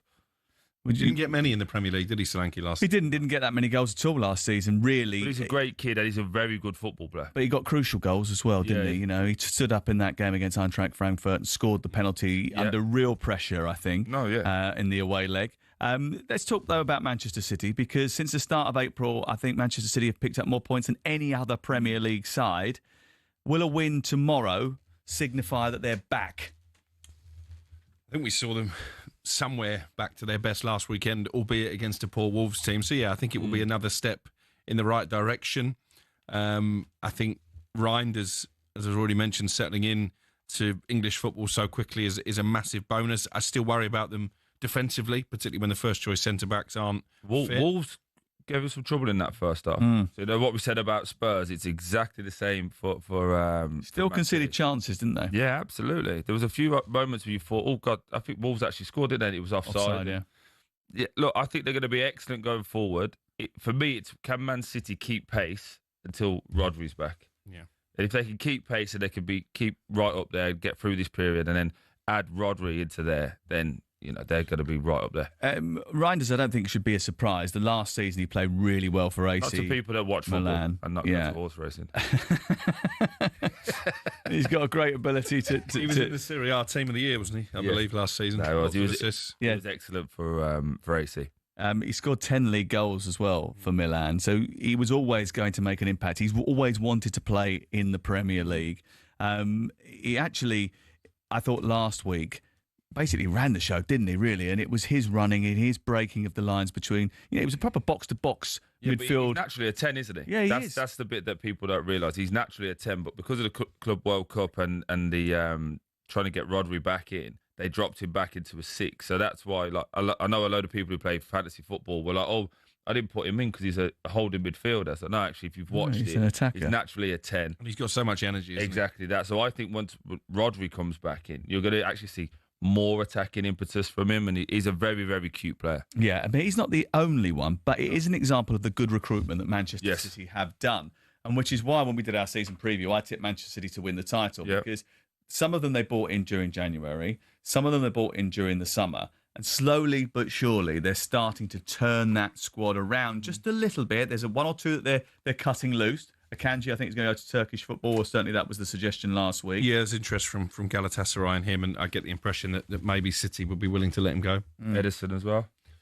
Potentially. Obviously, then maybe that frees up Donnarumma coming in, but I'm not sure how James Trafford would feel about that. I mean, well, last week, James Trafford, didn't he? Yeah, he did all right, didn't he? He just looks... Again, it's a new goalie, though. His frame's so slight, isn't He's so slight because he's so tall, right? Yeah. 6'5" inches tall. He's bigger, or just a little bit same size as Crook.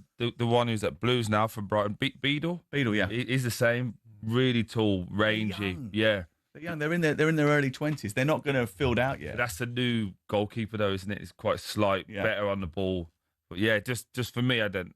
When I just look at him, I think you need to be a bit bigger. He's got stacks of self-confidence, hasn't he, James Trafford? Well, you need that as a goalkeeper. He's a goalie, mate. They all do. Goalkeepers have got to be completely mad. The goalie of Trafford did last week, but we won't go. I think you've been banned from talking about that, if I'm not mistaken. Is that true? Yeah, they weren't happy a little bit with my wording. Yeah.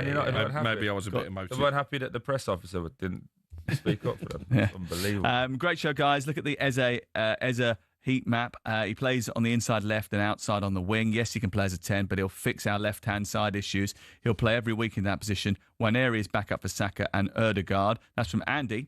Adam says, Eze was always going to Arsenal. He's an Arsenal boy, and he waited to see what would happen. Spurs couldn't have done anything to change that. Langer is out of his depth, says one texter. Tell Solanke not good enough. Kudus good, but he plays where Johnson and Kulusevski excelled last year. Frank has won nothing in football. Not exciting. Players won't be drawn to him. Jake says Eze could be the one who finally wins Arsenal the league. We shall see. I don't think he's going to play tomorrow. Won't be registered in time to play against Leeds United.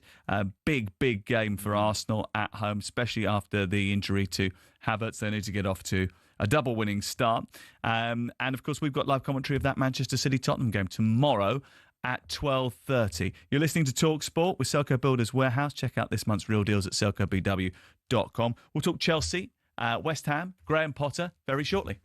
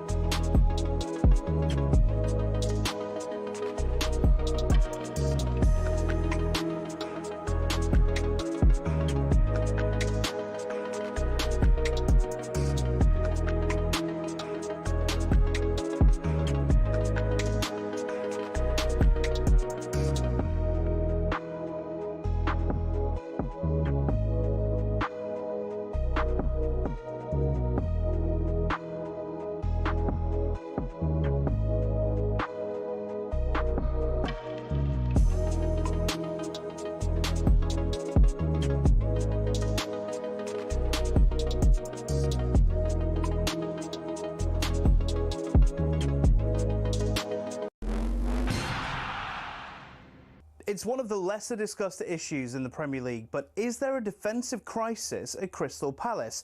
Well, if Marc Guehi leaves, Oliver Glasner says there will be. I just know if Marc leaves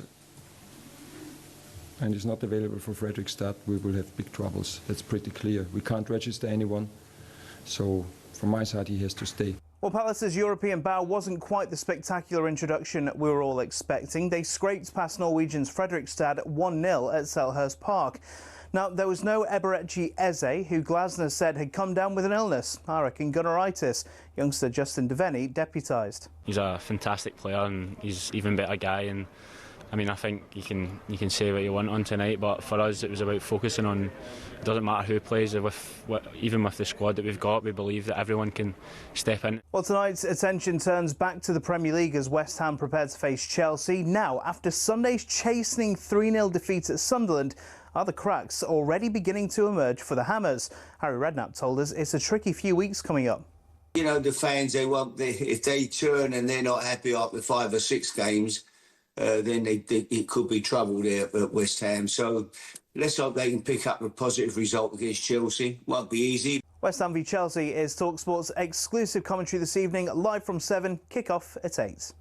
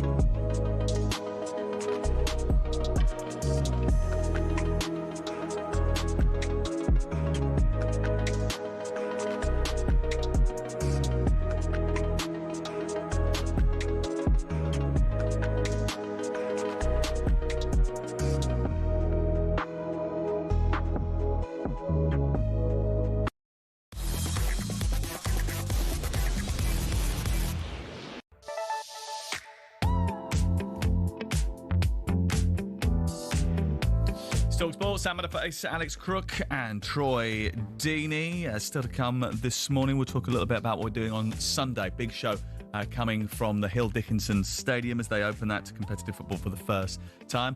Before 12 o'clock, so in the next half an hour, you're going to hear from Eddie Howe on Alexander Isak. You're going to hear from Arne Slot and you're going to hear from Fabian Hertzler. But first, time to catch up on the latest odds, all thanks to BetMGM. It's showtime on talkSPORT with BetMGM. Get ready for the golden era of sports betting. Visit betmgm.co.uk or download the app. 18+gambleaware.org. Dan Towles is off sunning himself in some far-flung place. So Charlie Robertson from BetMGM is with us to look ahead to today's top sporting events and discuss the latest odds. Hi, Charlie. Morning, Sam. How are you? Yeah, good, thank you. Let's start with the Premier League. It comes back tonight with Chelsea going to West Ham United and a big game tomorrow for Manchester City at home to Tottenham. Yeah, very much so, Sam. I know you guys have previewed those two. I want to touch on the Burnley game in a minute, but I'll just quickly run through the odds on those two. Man City are 1-2 to beat Spurs. Spurs 5-1, the draw 15-4, and we've got quite a nice super boost on that game, which is both teams to score even money, and there have been 21 goals in the last 4 meetings. So you'd imagine there's going to be a fair amount of goal mouth action. So that super boost hopefully will cop. And then, for your team, Sam, Chelsea tonight, their odds on at 7-10 to beat West Ham. They've beaten them 3 times in a row, so they've got a good recent record against them. The draw's 3-1, and the home side are 19-5 to get their first win of the season after that loss to Sunderland last week. Speaking of Sunderland, guys, I want to have a bit of a deeper look at that game against Burnley on Saturday. We had a bit of an argument in the office earlier about sort of what number of points these two sides are going to need to stay up. I think it's going to be around sort of 37, 38, but interested to know what, Troy, you guys think, and what number you think those sides will be aiming to get to guarantee survival this season. Well, the magic number's 40, isn't it? You get to 40, you're okay. No. The magic number's 34. Nah, you still at this point of the season, you've got to be trying to get 10 wins minimum, which obviously gets you to 30, and then whatever you can. But we always used to just aim for 40 guaranteed that you kept you in. But I get over the last few years, it has changed. If you'd have got 40 last year, man, you would have been relegated. So no, I think this is one of those situations where it's a must win for Burnley and Sunderland. You're on a roll here. You think if you could knock these out, they've got a good game next week. I can't remember off the top of my head, but their first 3 games were all winnable. So yeah, I reckon 38 you'll be okay. No one's ever gone down with 40 points apart from that West Ham team in a 38-game season. So that's why the 40-point mark is it. The average number of points to stay in the Premier League is 35.2, but it's got lower and lower over the course of the last few years. I think you could be looking at 36 this year. I think it will be more competitive. I think Sunderland are a massive price, by the way, 12 to 5, something like that, to win at Burnley. Yeah, they're actually the outsiders, Crookie. Burnley are the favourites, and I agree with you. I think based on that performance last week, I think Sunderland at 49 to 20 looks a decent price, I think. Yeah, I agree. We had a little nibble on Sunderland, didn't we, last week? I think we were all on it, weren't we? Yeah. I'm on them again this week. Are you? Interesting. Okay, so each week we're placing a prediction of some of the upcoming games on Golden Goals. If we guess correctly, then BetMGM will donate £500 to our chosen charity, Prostate Cancer UK. I take it we didn't do particularly well last week. None for 3, I'm afraid, guys. So hopefully a little bit better this week. But yeah, as you mentioned, Sam, it's free to play, no deposit required, app or the website.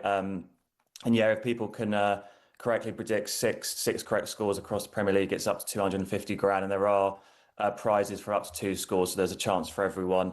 Sam, we'll kick off with you. You've got a Leeds trip to Arsenal in the evening kickoff tomorrow. How do you see that one going? Look, I think that they beat...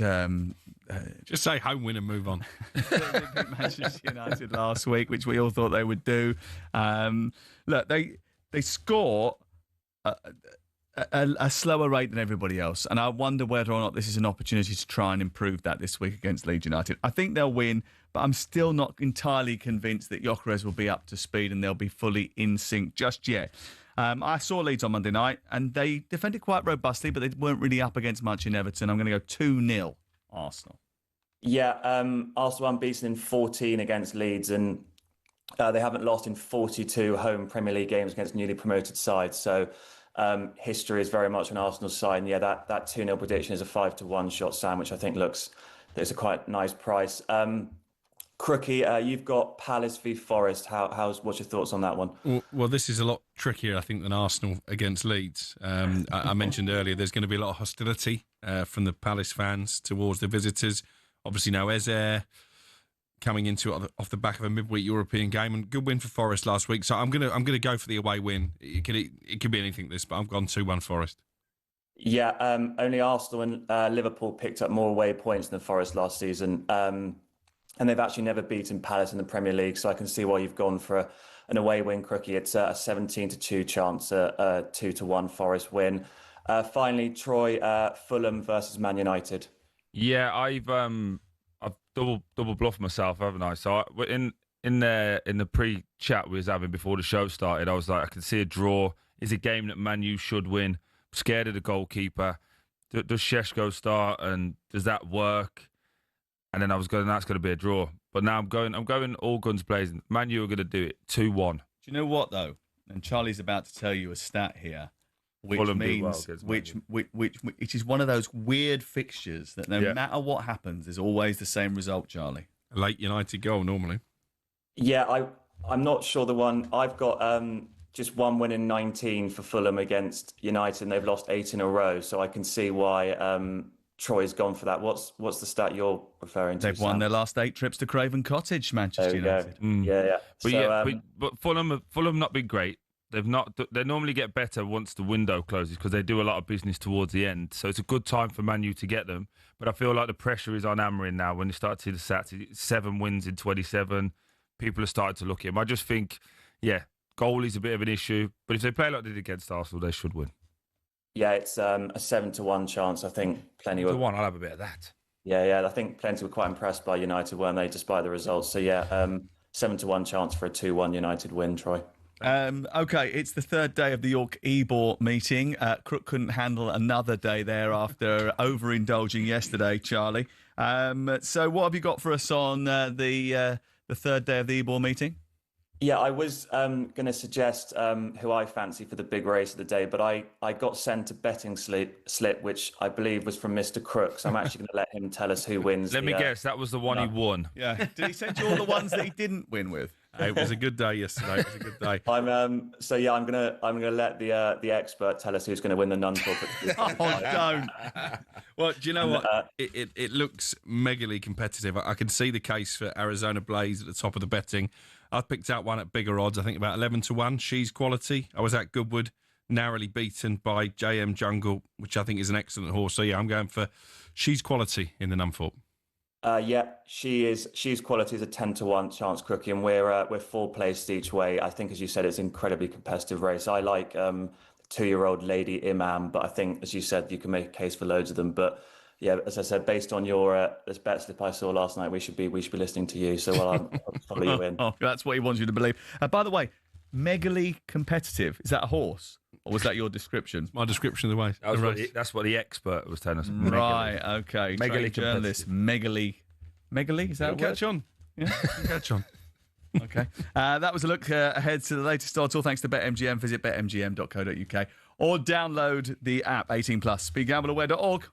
It's showtime on talkSPORT with BetMGM. Keep things golden with responsible play at betmgm.co.uk. 18+, gambleaware.org. We're going to hear from Eddie Howe, Arne Slot and Fabian Hertzler in just a second. Troy, going to Everton on Sunday to see Everton against Brighton. I wasn't impressed with Everton on Monday night. You weren't either. We were both there. Your mate Beto didn't have the greatest of games. You were getting furious about him. But the new stadium opens for the first time this weekend. How much difference is that going to make to Everton as a football club?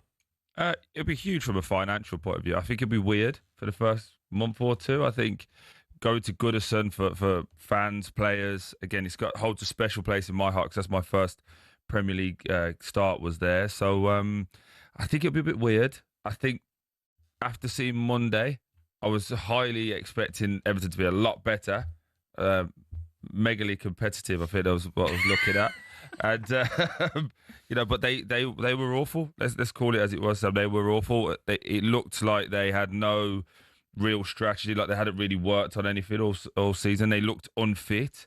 Again, square pegs, round holes. It just didn't work, and as you said, Beto was terrible. So it could be great from a financial point of view, fans spending more, all of that, more season tickets, more people in, could actually be detrimental. Because I think if you're Brighton, you are buzzing to be playing there first, that nice big pitch, and this team that's all over the place. I remember when Southampton moved from the Dell to St Mary's, and they had a wretched run of form at the start of their tenure there. They even got in sort of a witch because they thought the stadium was cursed, if you remember, a witch doctor. Megally cursed. Megally cursed.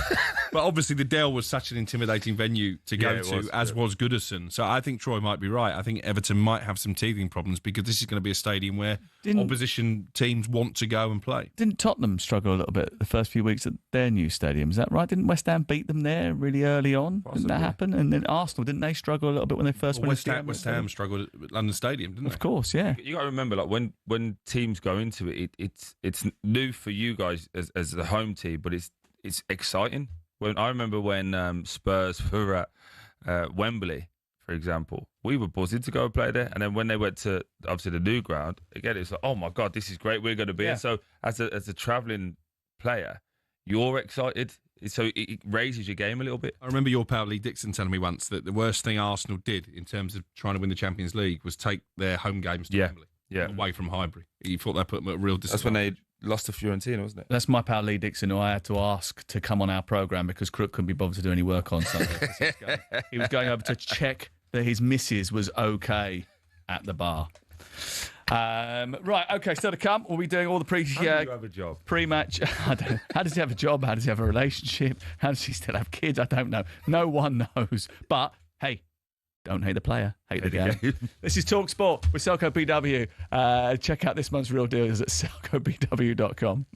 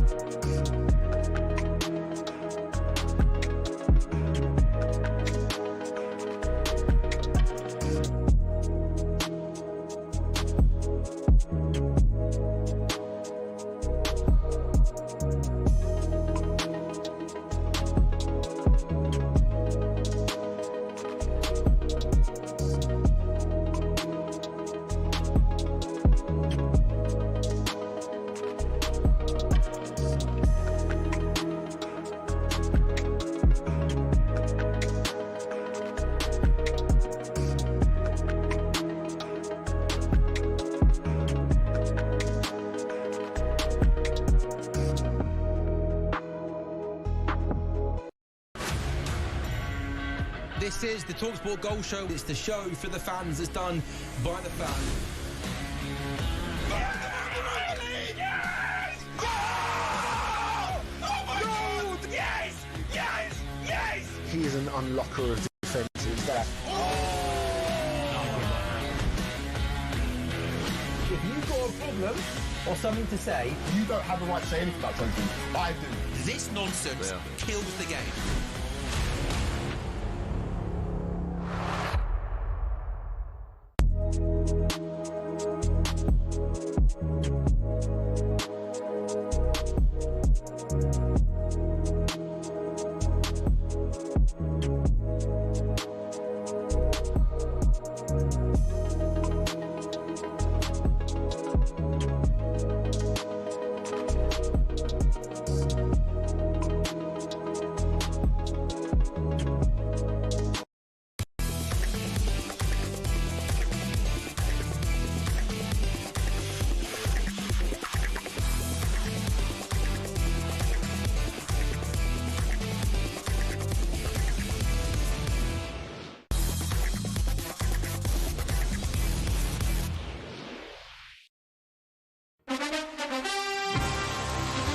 Yes, there is only a few days left to enter our VIP competition as the NFL returns to Wembley in October. The Los Angeles Rams taking on the Jacksonville Jaguars.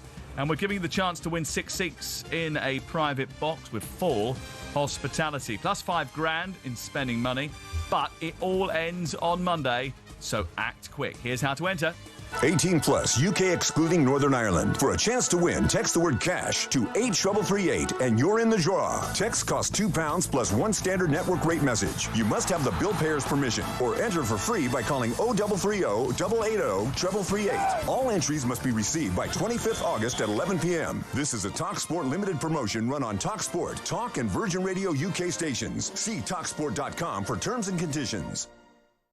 We are smashing up the games this weekend. talkSPORT is definitely the place to be. Tonight, we've got West Ham against Chelsea. Tomorrow, Manchester City against Tottenham. Monday Night Football, Troy and I will be at St James's Park for a huge clash between Newcastle and Liverpool. Eddie Howe's been speaking this morning about Alexander Isak, and he's been giving us an update on his future. My wish is that he would be playing on Monday night with us. But he won't be, and that's regrettable at this moment. But he, 100%, I want to see him back in a Newcastle shirt. Yeah, I haven't seen him this week, I don't think. I saw him last week. Yeah, when I see him, we speak as normal. There's no issues there between us. Of course, it's a difficult situation from both sides, and I can see it's far from ideal for both parties, and that includes Alex and us. But no, when we see each other, we're fine and we speak. But as I say, I haven't run into him this week. He's training later on and detached from the group.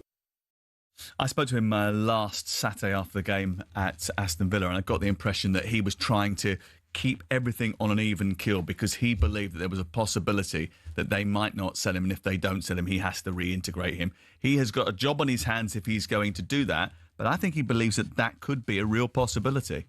It is a real possibility. As we sit here now, I think it's far more likely that Isak stays than goes. Newcastle have tried in vain to source a suitable replacement. I think had they have signed Šeško or Ekitike, it would be a different conversation. I think they can turn around to him with a clear conscience and say, look, we have done our best for you. We tried to bring in a top striker to allow you to get this move to Liverpool. It hasn't happened. We need you to knuckle down now for at least one more season and score the goals to help challenge for the Champions League again. I think Eddie Howe has handled the whole situation superbly. He's not thrown Isak under the bus. I know privately he will be frustrated with how this has played out. And I thought Newcastle as a club, actually, bearing in mind that statement on Tuesday night, took them by surprise. They weren't expecting it from Alexander Isak. They weren't forewarned. They reacted to it within a couple of hours. And again, I think they made their stance clear without inflaming the situation further. If you go through the timeline over the course of the summer, the initial sort of releasing of information from the Isak camp, it was when they were in the air on the way to a Asian tour. He hasn't really helped himself in terms of his relationship with the supporters. That might never be able to be repaired, but they will tolerate him if he's brought back into the fold by the manager. They'll tolerate him if he scores. He always gets forgotten about if he scores. It's not. It won't be forgotten about though, will it? It's a different. It's always in the back. relationship. It's always in the back of people's minds. But again, he's not come through the youth team. He's not been there for 10 years. He's a person that they brought in, and he doesn't have that attachment. So again, he will always have an element of every picture and every video we see of that Carling Cup win. He's going to be in it because he was a main part of last year. So. Look, fans, they have their frustrations, but they don't care as long as you're performing. And they do forget. I mean, I remember when Wayne Rooney asked to leave Manchester United, he wanted to go to Manchester City. Him and Fergie fell out over it. He stayed and is still regarded as a Manchester United legend. So this is not the point of no return, I don't think, for Alexander Isak. Well, certainly he will hope that that is the case. I mean, it was interesting that he gave so many statements at the end of last year in March about how close he was to the people of Newcastle, why he wanted to stay there. He's got 3 years still on his contract. What's changed over the summer? He even said it on international duty going into the summer that he wanted to stay at Newcastle. What changed? Nothing. People talk nonsense. That's what it is. Like this is why I always get frustrated with fans when they're like, "Oh, but he loves the club. He said he loves the club." Okay, until something better comes up. People that love the clubs are the owners because it's a financial thing for them. They make money, and the fans. Everybody else is a moving part. Maybe some of the staff, like the kitchen staff and the people like that you don't really see, but everyone else is a moving part. And that's why I always get frustrated when I've said it before. And you can understand why they're frustrated with him, though, can't you? Of course I can, absolutely. But I just, and again, it's why I always get frustrated when players, especially, do these daft interviews and Instagram posts. Like they lose a game, it's like, oh, post a picture of us being sad. Fans were great. We go again next week. That's not how you think. No. Stop it. Just tell some truth. Well, what is the truth? Truth is he wants to go to Liverpool because they're winning titles. I've done a big piece about this in the Sun, so I don't want to give too much away. But who would you think his hero is? I'd say Zlatan Ibrahimovic, right? Yeah. You would have thought so, yeah. So Zlatan was known for what? Winning. Yeah. Everywhere he went, he won. So if you're looking at that to try and take over that, he has to win things. No one's going to go, oh, do you know what? You scored 270 goals for Newcastle. They're not going to go, oh, that puts you above Zlatan. So you have to look at it from different perspectives. He's got an opportunity to join Liverpool, who are the best team in the league right now. And he can go, I can add to that. I can see where I play. I can get the goals. And I can start winning things. And they're one of the biggest clubs in the world. And I've said it before, and I'm no disrespect to Newcastle. I love the club. I love the fans. The only person who would turn down Liverpool to stay at Newcastle is Alan Shearer. Yeah. Unless you've got that connection from birth, you're not going to turn down that move. So Dan Burn. Well, okay, Dan Burn as well. We'll chuck him into the mix. And also, players are commodities, right? What are you rolling your eyes for? Carry on. When a football club decide that they don't want you anymore, yes, they will move you on. Look at Rasmus Højlund doesn't want to leave Manchester United. Now, they will say we're not trying to force him out. They have briefed we're not trying to force him out. By leaving him out the team against Arsenal and playing Mason Mount in a false number 9, that is Ruben Amorim saying you don't have a future at this football club. They've decided he's a commodity they no longer need. So when a player decides that he wants to further his career, I do find some of the furore around it a little bit over the top. Yeah, and then that is something that happens every single season. We had it with Frankie de Jong at Barcelona. They were desperately trying to get him out, but he wanted to stay there. He had a connection with the club. He wants to stay there. He's made a life there. He wants to be a Barcelona player. And actually, he saw his way through that and managed to end up forging a path back into the first team. Let's speak to Arne Slot, because he was asked whether or not he feels the atmosphere at St James's Park on Monday night will be hostile, considering the ongoing transfer saga between the two clubs over Alexander Isak. Nothing to do with anything that's in the media a lot, but I think if you go to Newcastle, you know what to expect. We've played them 3 times last season, and twice their intensity levels were above ours. So in the away game, especially the first 60 minutes, they were so intense. They were fully deserved, had the lead, and in the League Cup final, they were more intense than us as well. So I don't think they need anything to add for them being intense if they play at St James's Park. It is, yeah, they play at St James's Park. So yeah, it's apart from the intensity, it's a very good team. They have also a team that can make it a fight, if you want to call it like this. They have players for this, but they also have players that are so comfortable on the ball. So one of the best teams in the league, and one of the most difficult away games that you can have in a season, especially, as you say it here, under the lights. Yeah, under the lights. So So yeah. He's going to find out how difficult it is on Monday night, and so are we when we're live at St James's Park. Monday Night Football, 7 o'clock, we're on air. 8 o'clock, live commentary of Newcastle United against Liverpool. Make sure you got the talkSPORT app. Over the weekend, you'll be able to listen to loads of commentaries. In fact, over the season, over 500 live commentaries from the Premier League, the EFL, from the Carabao Cup, the FA Cup, from the WSL, International Football Champions League, Europa League, even some of the Conference League stuff as well. It's all on the talkSPORT app. We'll talk to Graham Potter in the next few minutes because he's going to talk about tonight's big game, which is another live commentary, West Ham Chelsea.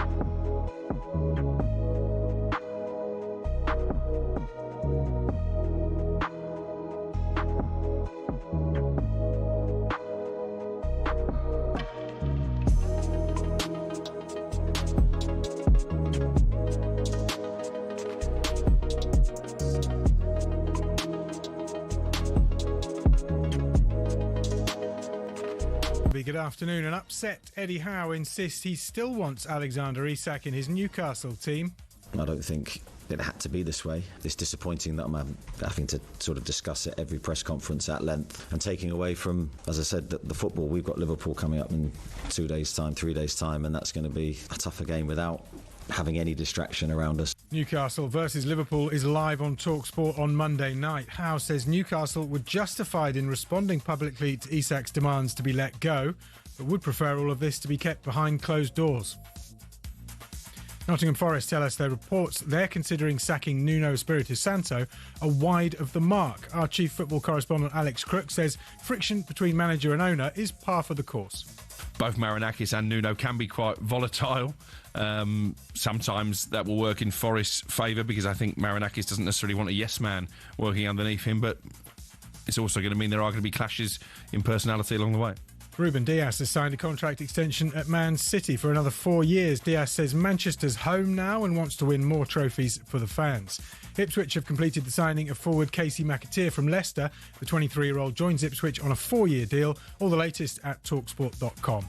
And former Hibs chairman and Scottish FA president Rod Petrie has died at the age of 69. He spent almost 30 years at Easter Road. Hibs won the Scottish Cup and League Cup during his time there. The SFA says Rod brought passion to every debate and we've missed by all. talkSPORT News. Famine has officially been declared in Gaza City for the first time, and actor Lowell Clark has lost his libel case against the publisher of The Guardian over allegations of misconduct. More from the news team at past.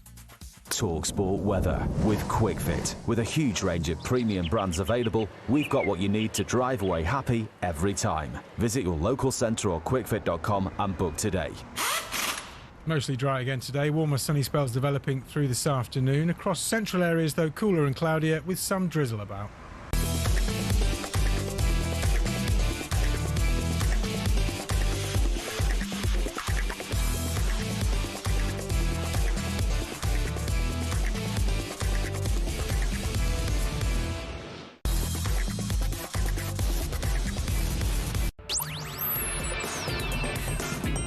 It's talkSPORT, Sam Matterface, Alex Crook and Troy Deeney. We're here through till 1 o'clock this afternoon. It's a big night tonight for talkSPORT. We've got live football for you coming from the London Stadium. And there's a little bit of angst revolving at West Ham United. The club structure, the strategy, muddled recruitment has been accused. Graham Potter's tactics have been under the microscope. What is the biggest cause for concern for West Ham United? 03717 2233 44. Potter's lost 10 of his opening 20 matches in all competitions, and he's been speaking about transfer business and the need for patience. Well, I think the profile is one that we think about privately, to be honest, because I think that helps us in the market. We have to try to find the right players always, as I repeat. It's about the right player, the right profile, the right person, always. And that isn't easy to do, especially when you've got restrictions you have because of PSR. Every club has. As I said last week, it's not like we can go for Isak. We have a certain market, and that's fine. So our job is to try to look for players that can improve us externally, and at the same time look for players and help the players we have here.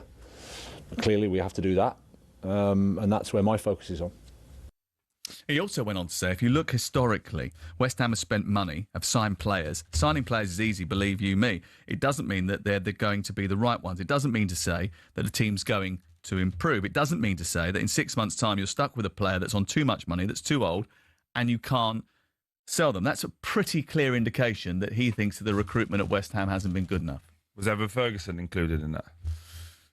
Well, I mean, I don't know, but he brought him in, didn't he? He did, he was the player profile type that didn't do well. But he may well have brought him in, but over the course of the last few years, certainly if you look at West Ham United's recruitment strategy, which he wasn't a part of, it has been for players that haven't really gone on to have much success. In fact, I can't remember the last time that West Ham bought a player, probably Kudus, who has then gone on and done great things for them. Jared Bowen. Yeah, but that was after Kudus. No, but before Kudus. Yeah, sorry. but my listen, does he have a point to what he's saying? Yes. Also, on the flip side to that, they let 12 players leave. Right? They let 1, 2, 3, 4, 5, 6 leave out of contract. So that's. Would you have kept any of those though? Well, if I'm complaining that my team's not good enough and we haven't got a squad and we haven't got the depth, would you have put someone like Kufal in there? Well, the other thing is that a lot of those players that they let go last season all had a role in the first team squad. Whether they were playing or not, they were in and around the first team squad. And if you're going to allow that many people to leave, you've got to have some sort of replacement for them because you've got to at least fill your bench. So let's just say they went like for like, right? They got rid of Kufal and they brought in Walker Peters. Did that move the needle? Walker Peters on a free? Does Callum Wilson move the needle? No, the Callum Wilson one, I think, has divided opinion even amongst West Ham fans. Walker Peters is younger than Soufal, maybe a more dynamic player going forward. He wants to play with the back three. I can understand that. Yeah, that's what you can understand, but it doesn't move the needle on improving you as a squad and as a team. I think Diop will be a good signing eventually. I mean, he looked quite sort of aggressive last week. Eventually, that we need here and now, because eventually when he's good, they might be in the Championship. So that's right. Matt Hermanson, how did he do in the Prem last year? Or last week as well, wasn't he? There you go. It's just like, I love it when fans ask the question, because they have every right to ask the question. The question I would have been asking Potter there from an interview point of view, you've just said the player profile, you discuss that privately. So you're not letting anybody know, giving any information of what you actually consider is the player profile type. But what we can look at by what you've signed is there is no player profile type because Callum Wilson's injured quite a lot. Walker Peters is fit every week. What's the player profile type? Well, I think part of the problem at West Ham what I mean? Like, there's no deliberate what you're looking for. Well, what about the club structure, the strategy, and the That's what muddled I was gonna recruitment say. over a period of time? Because that's not Graham Potter. It's because there's too many. There's too many decision makers. But he's changed that though. He's brought his guy in, has he not? Callum Wilson wasn't signed by Carl Macaulay and Graham Potter. That was a David Carl Macaulay Sullivan is the signing. guy that he's brought in as his chief recruitment officer. Is that right?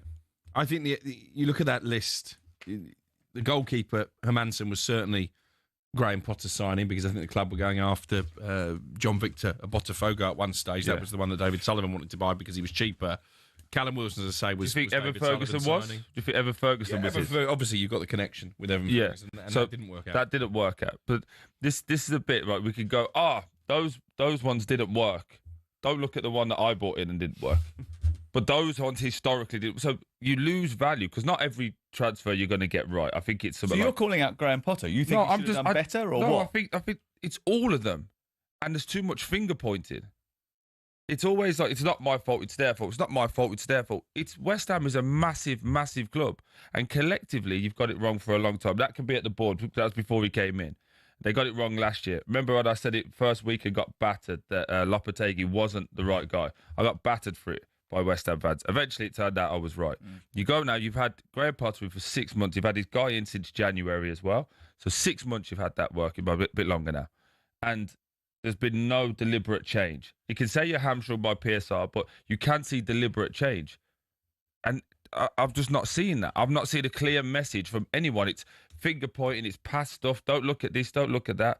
The fact of the matter is he might be out of there in 6 months. He does go on and say we have to stick together, we have to work, we have to go through some pain at times, which is the reality of how you develop a club and how you create something, and then how you deal with the inevitable downtimes, which is today. That is how it is. Is there a little bit of an issue here in the fact that Graham, and he's got talent, he's got, and Scott was talking to him this week, Scott Minto, he did a sit down with him and discussed the future, and they talked about, being calm under pressure, and Karen Brady was in the studio with Sean and Henry over the weekend talking about his great characteristics. But is there a problem that sometimes you come into a club and you see the big picture and you're trying to build a big future and it's going to take a little while, the project, whereas actually the West Ham fans have had enough of this, and what they want is results, and they want them now. Yeah, but these were the same West Ham fans who drove David Moyes out the door after he delivered a European trophy. So they're not a fan base. The board that didn't give him a new contract, not just the fans. The fans had their say. They were calling for to be sacked all season after winning that European trophy. But they don't make the decision. They aren't the most. David Sullivan they makes aren't the most patient fan base in the Premier League. Is that fair? But the fans don't make the decision. The board have got to be stronger and clear in their ownership. I totally take that point, but then they did make the decision, right? And they went down to Julian Lopetegui because that was a disaster. That set the club backwards. And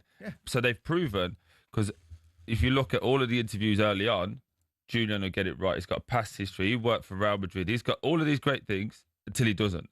So when Karen Brady sits up here, and I think Karen Brady's a wonderfully intelligent lady, and especially a great business lady as well. I always enjoy listening to her talk. But you could sit up here and say his attributes are great, he's this, that. But if he loses, because he's lost half his games already. 5 wins in 20, I think. So if he loses the next 5 games, are we going to be going, do you know what?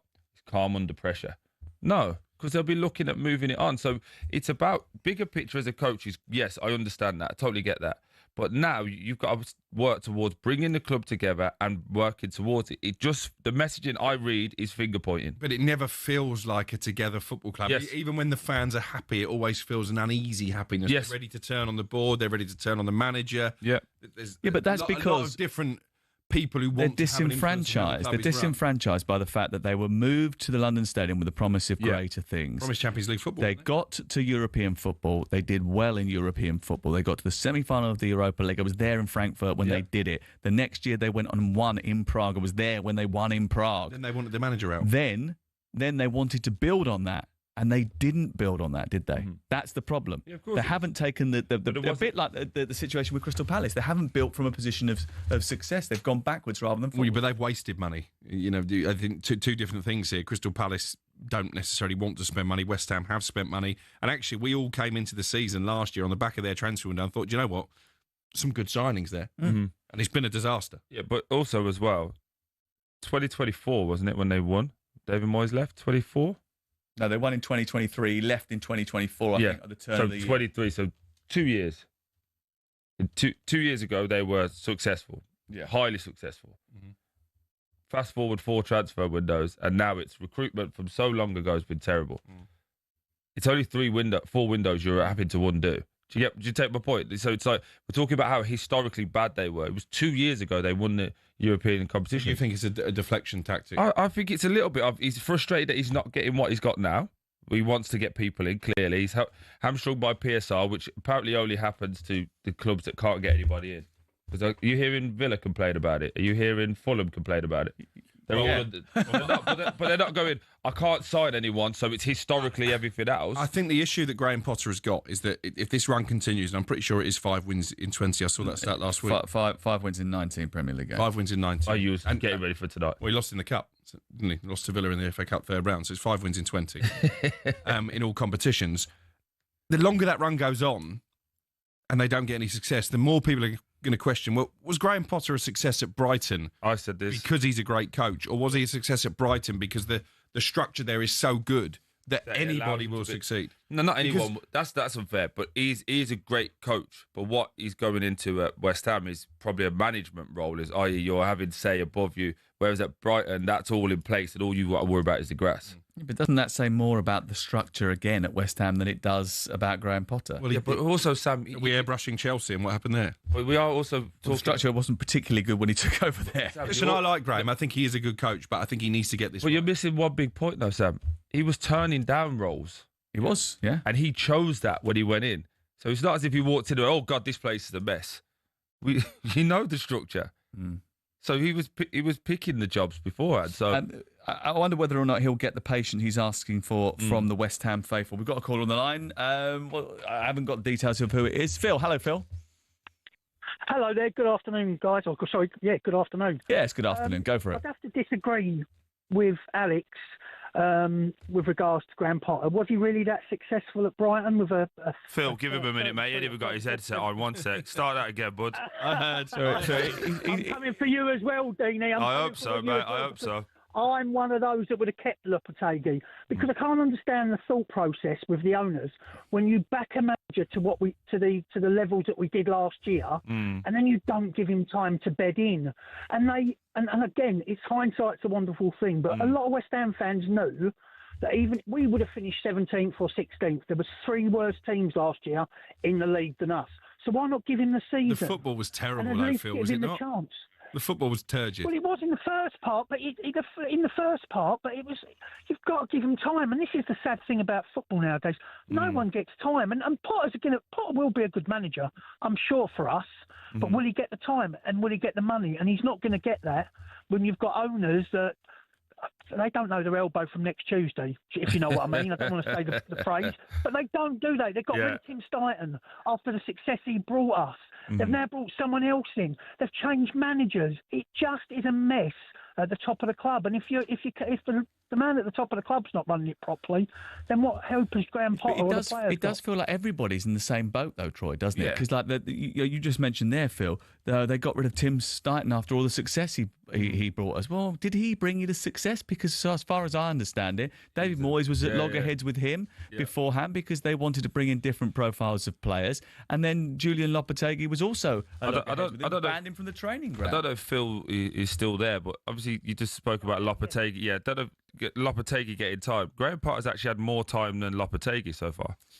Well, Lopetegui won 6 of his 20 Premier League games before being sacked. He picked up 23 points. Graham's picked up 20 points, 5 from 19 in Premier League games, just in case you're listening. So basically, if they lost to...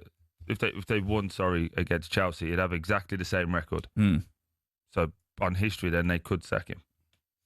Well, he also spent 7 months in charge at Chelsea before being sacked in April 2023. He won just 12 of his 31 games as a head coach at Chelsea, 38% win percentage. I think that experience scarred him a little bit. And I think he's won 17 of his last 51 games as a manager. Yeah, and it does sharpen the focus, I think, going into tonight, bearing in mind that it's Chelsea the opponents. Yeah, it does. Look, I don't want to be very clear. I like Graham Potter, but we're just calling it on what we're seeing now, like, objectively, and I think he's under immense pressure. I think you can't. It's like Amorim at Man United. It's exactly the same. You can't give him 6 months of, right, sort it out, get everything in place that you need, but we're going to judge you the start of this season. You saw the football against Sunderland. They were pathetic. Pathetic. And that's not taken away from Sunderland. It's great for them. But Sunderland would have been going, oh my God, this is what the Premier League is. We're going to be flying. Well, I watched that game back on Sunday morning. I couldn't believe the lack of dynamism and athleticism in the West Ham team. Well, there's no legs in midfield. There's no pace, really, where you need it at the top end of the pitch. They're too reliant on Jarrod Bowen. They don't have a number 9 they can rely on to stay fit. The squad looks a complete mess. We'll stick with this. Stay there. Keep your powder dry. 03717 223344. We've got loads of West Ham fans calling the switchboard now, so we're going to do that in the next few minutes here on talkSPORT. It's Matterface, it's Crook, it's Troy Deeney. We're here till 1 o'clock this afternoon with Selco Builders Warehouse. It's where the trade go.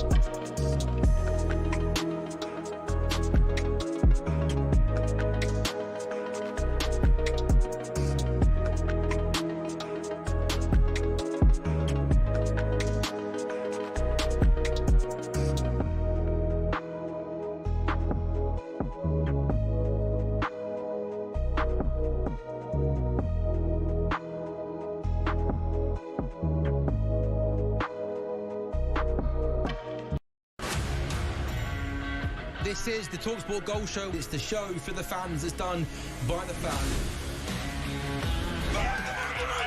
Yes! Oh! Oh my God! Yes! Yes! Yes! He is an unlocker of defensive depth. If you've got a problem or something to say, you don't have the right to say anything about something. I do. This nonsense kills the game.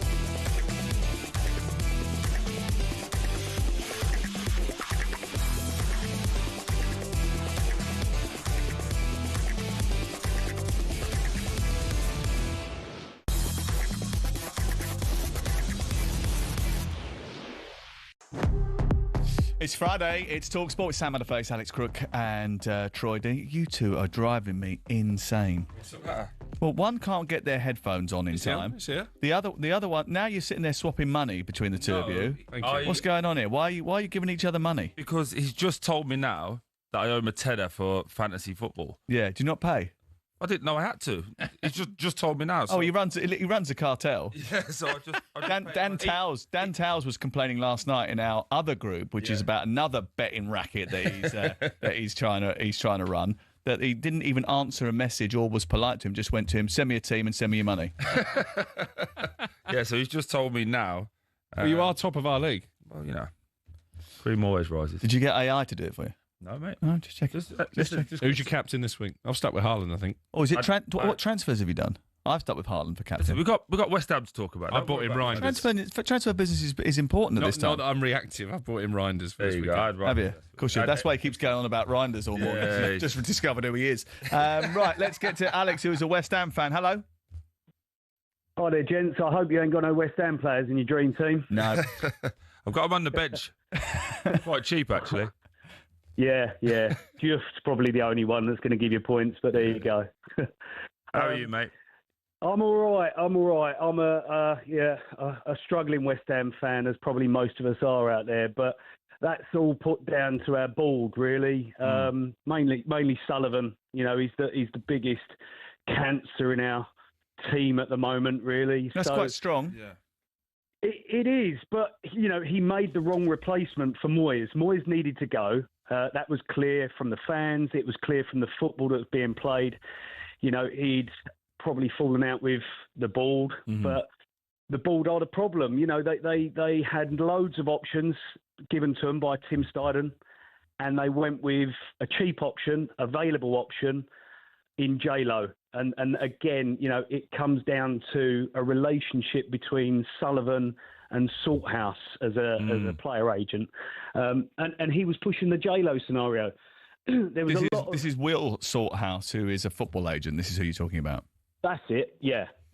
And there was, Tim Steidten was made out as the scapegoat, but he was the one that blatantly come out and said, I don't want J-Lo. I want someone a bit more, forthcoming. I'll be honest, J-Lo probably would have done a better job, the actual singer. Love don't cost a thing. Steidten was pushing Ruben Amorim at the time, wasn't he? To be fair, I think he was one of the options, yeah. Well, Alex, let's just have a look at Potter, because I think everyone feels that we're having a dig at him, but it's... Well, you kind of were. No, I'm just pointing out the facts. I'm pointing out the facts. I just think at this moment in time, it feels to me the message he's giving out is a lot of, give me time because this is a mess, and it's a lot of finger pointing. But there is like the Evan Ferguson that he bought in last year that didn't work, and that just gets blown over. Are you happy with the football that you're seeing? Because what I watched, and me and Sam were talking about this in the break, what I watched against Sunderland was like an under-12s game. Give it to our best player, Jared Bowen, and hope that he can win us a game. Yeah, Alex, be very quick because we've got 4 or 5 to get through between now and half past. Sorry for being a bit blunt, but to be fair, that was always Moyes' scenario. Let's kick it out to Kudas or Bowen, and if they can dribble it around, hold up so that Souček can get up the pitch, and then one of them will score. To be fair, I'm not sold on Potter. I would have preferred him to come in at the start rather than the J-Lo, but I'm not sold on Potter. I was speaking to a Chelsea fan earlier, and he said the same as me. It's all nice playing out the back. It gets a bit, ticky-tacky football, and as soon as you get near the goal, he got no clue. For me, he's not the one. Okay, thank you very much, Alex. We appreciate it. We're going to rattle through a few more. Let's go to who we got next. Rob is a West Ham fan. He's in Colchester. Go for it, Rob. Hi, guys. I've been on a few times.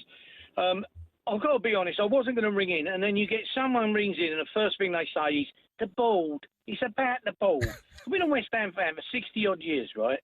We are a successful club. We won the FA Cup 2 times. We won the European trophies. We've done well compared to other teams. They'd be glad to win what we've won. But this whole thing about blaming everyone else, we have this illusion of grandeur that we're some brilliant top Champions League winning team. We're not. Let's get that clear. We're not, to start with. But what we are is we like to play good football and we like the players to perform. And that's the key word, the players. They're not performing. People like Kudos, came, gave us one good season, spent the next season sulking, gets a big money move to Tottenham. Good luck to Tottenham. I'm pleased they won a trophy. I'm pleased Crystal Palace won a trophy because it's coming to London. But West Ham fans have got to stop blaming everyone else for their problems. The thing about the board, I could stand there until hairs grew out my head, and I ain't got any.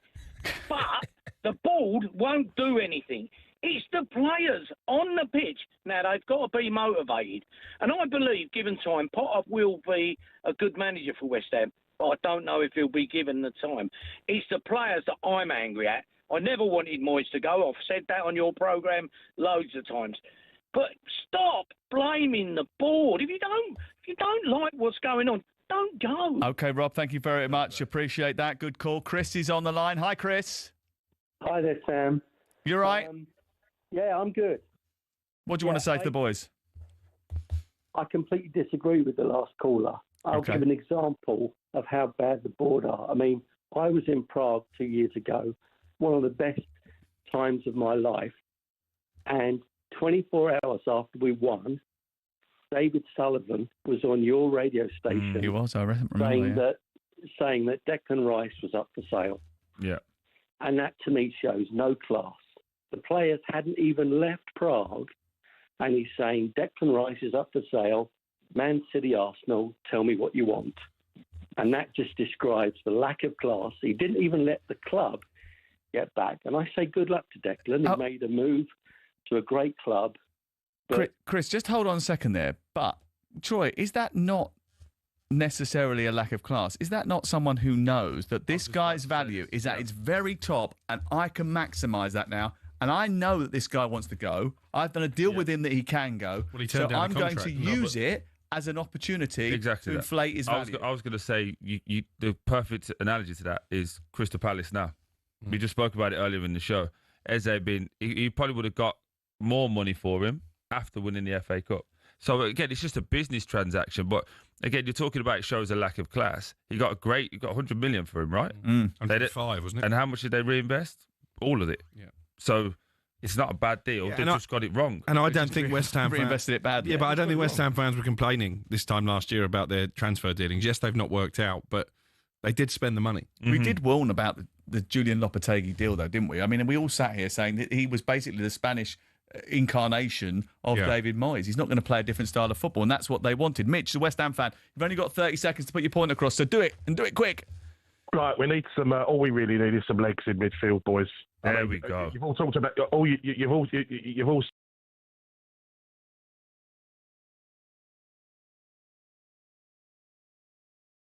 It was with Crookie. Kudos. You had Wan-Bissaka, who was player of the year last year with Bowen. Somerville's got to come back injured. Back from injury. Fulkrug, he'll be decent this year. You're all basing this on one shocking half in Sunderland, because the first half I watched it, we was a much better team. So give the fella a chance. You've won 5 of your last 19 Premier League games. That's not one half in Sunderland, is it? We're West Ham, mate. We're West Ham. He's only just joined the club, and he give the geezer a chance. What do you all want? Miracles? That's what Lopetegui did. That's what we were just saying, Mitch. So Lopetegui won 6 of 20 and got rid of him. And now it's 5 of 19. Do you get my point? It's like there's no real direction. He's gone. All right, we'll get some more feedback from West Ham fans. Sorry, Mitch. Of the next half an hour or so, if we can squeeze them in. You're listening to TalkSport. We've still got a load to get through between now and 1 o'clock. I think we're on about 10:20 of our running order. So we've got a lot to try and squeeze in. Stick with us.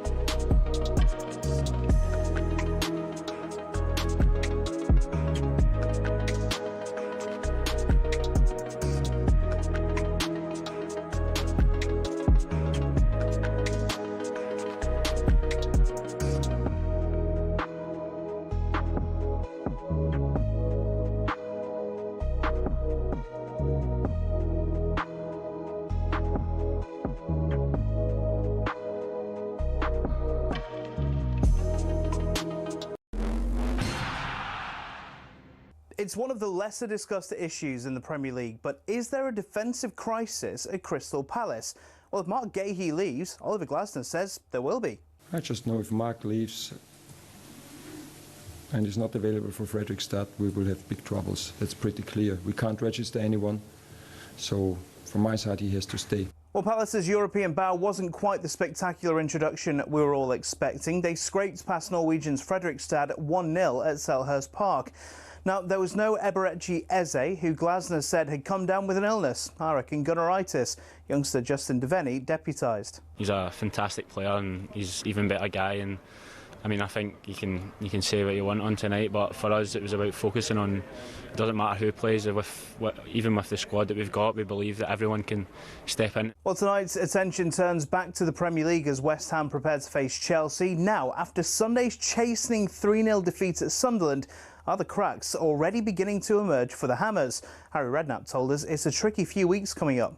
You know, the fans, if they turn and they're not happy after 5 or 6 games, then it could be trouble there at West Ham. So let's hope they can pick up a positive result against Chelsea. Won't be easy. West Ham v Chelsea is talkSPORT's exclusive commentary this evening, live from 7, kick-off at 8.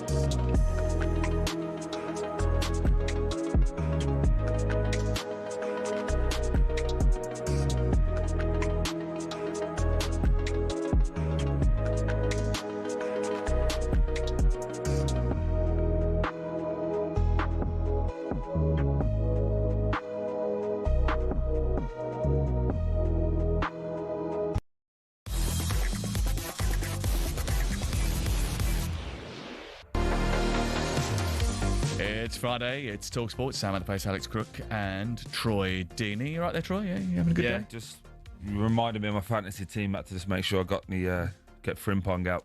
I noticed that we've all gone healthy option today. Fruit he's bought in today. No donuts today. We've gone. No. We're back on it. It's good. We're back on good. it. I had my Huel this morning. I'm trying to be sensible Is as that well. good, that, yeah? You know, it's not food, is it? But it's, you know, it does the job. What did you have last Sunday after the game? Where did I go last Sunday? After the game, Man United Arsenal. What did you have? You know what I had? You're Chinese, didn't you? No, we went out with you, had a few beers, then went and got a Domino's. I didn't eat. Felt guilty. I didn't eat that night. Then went running for about 6 hours to try and get it off.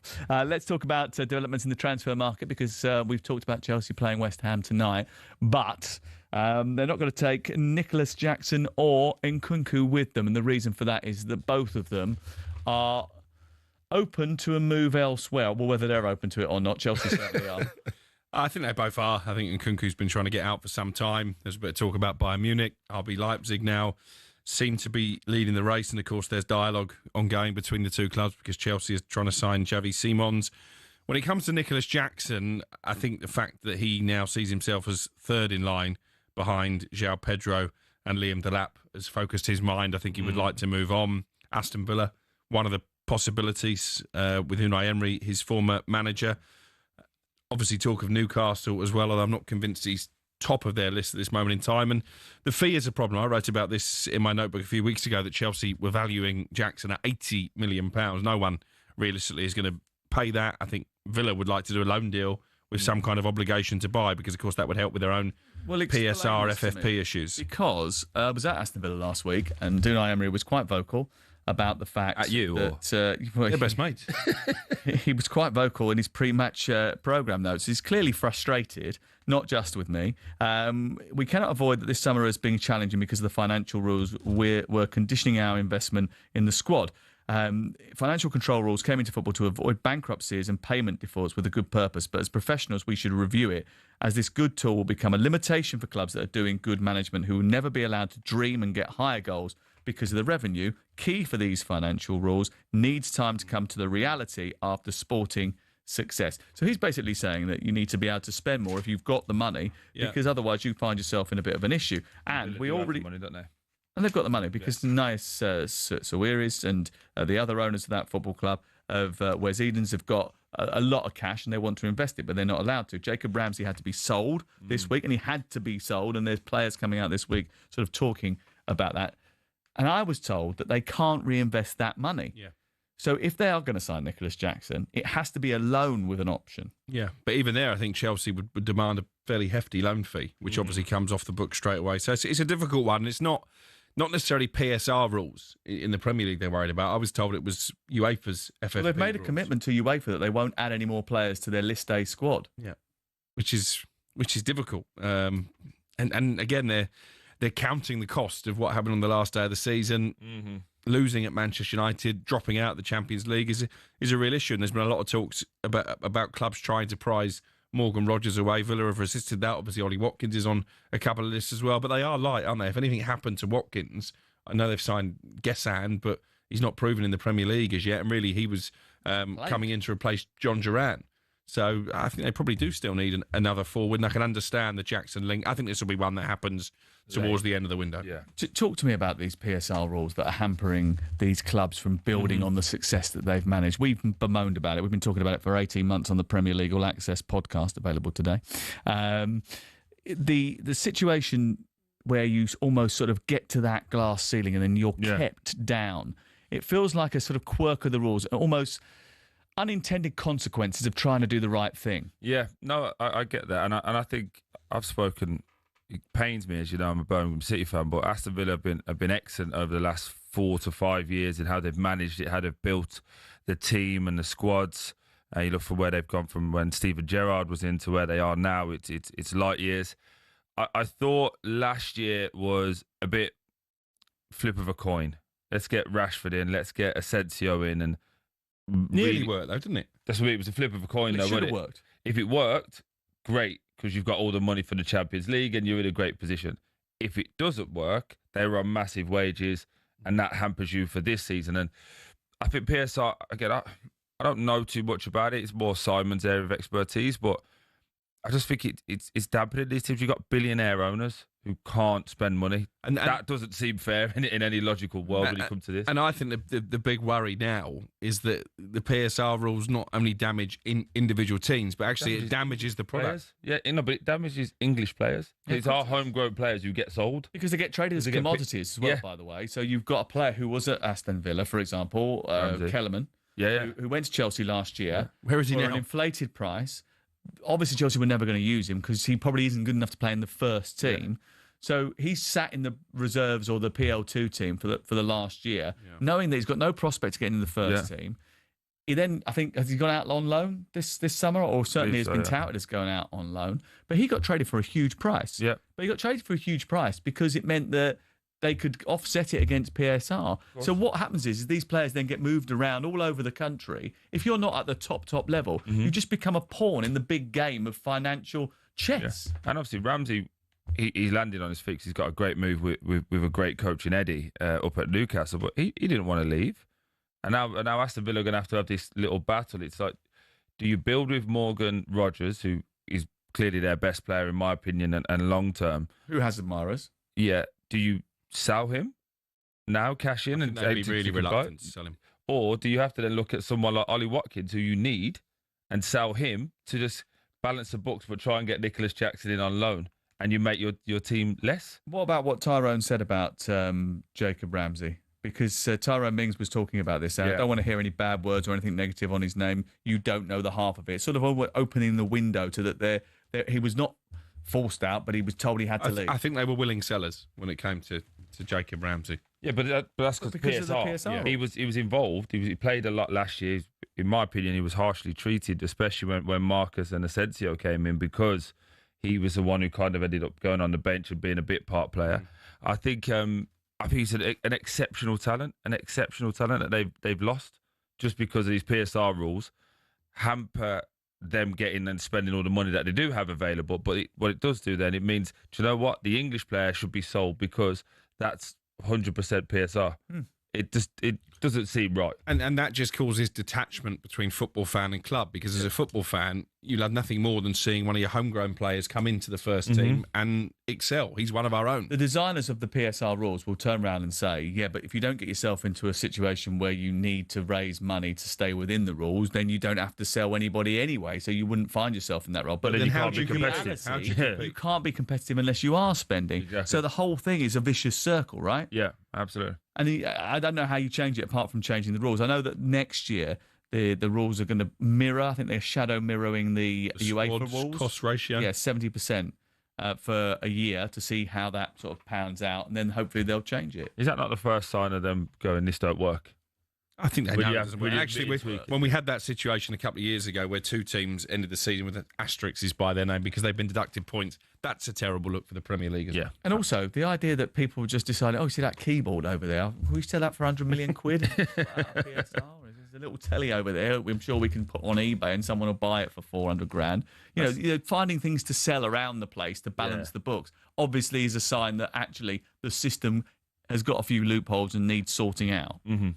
Not saying that it shouldn't be financial controls, because the last thing you want is that clubs go out of business. And you know what? Or you have like a Leeds United situation where they were there and then it implodes. So yeah, I totally get that. Okay, this is talkSPORT. Sam Matterface with Troy Deeney and Salty Crook. We're here till 1 o'clock.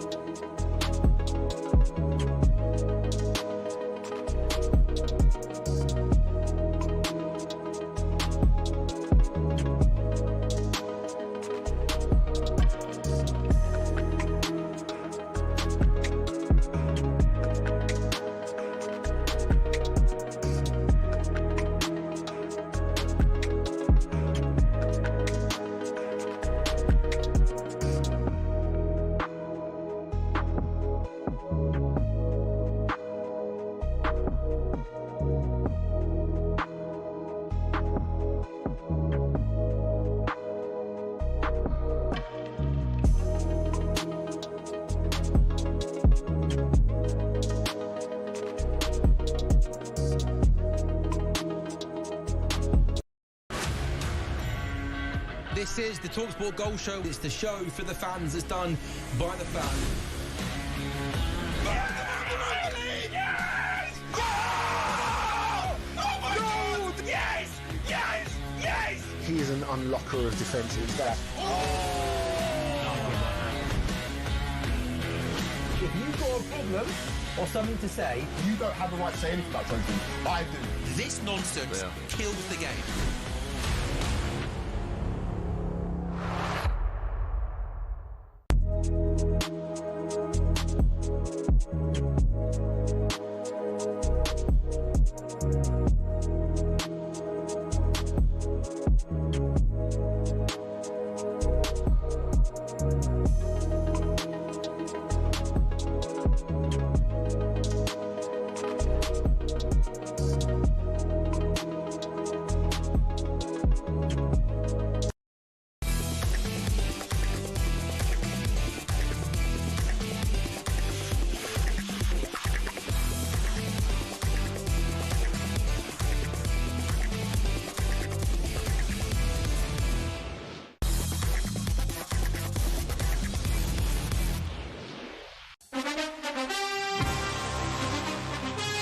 There is only a few days left to enter our VIP competition. The NFL returns to Wembley in October.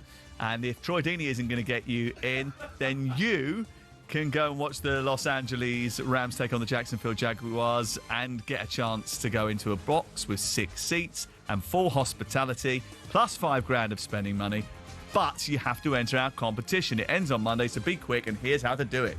18 plus, UK excluding Northern Ireland. For a chance to win, text the word cash to 83338 and you're in the draw. Text costs £2 plus 1 standard network rate message. You must have the bill payer's permission or enter for free by calling 0330 880 3338. All entries must be received by 25th August at 11 p.m. This is a talkSPORT limited promotion run on talkSPORT, Talk and Virgin Radio UK stations. See talksport.com for terms and conditions.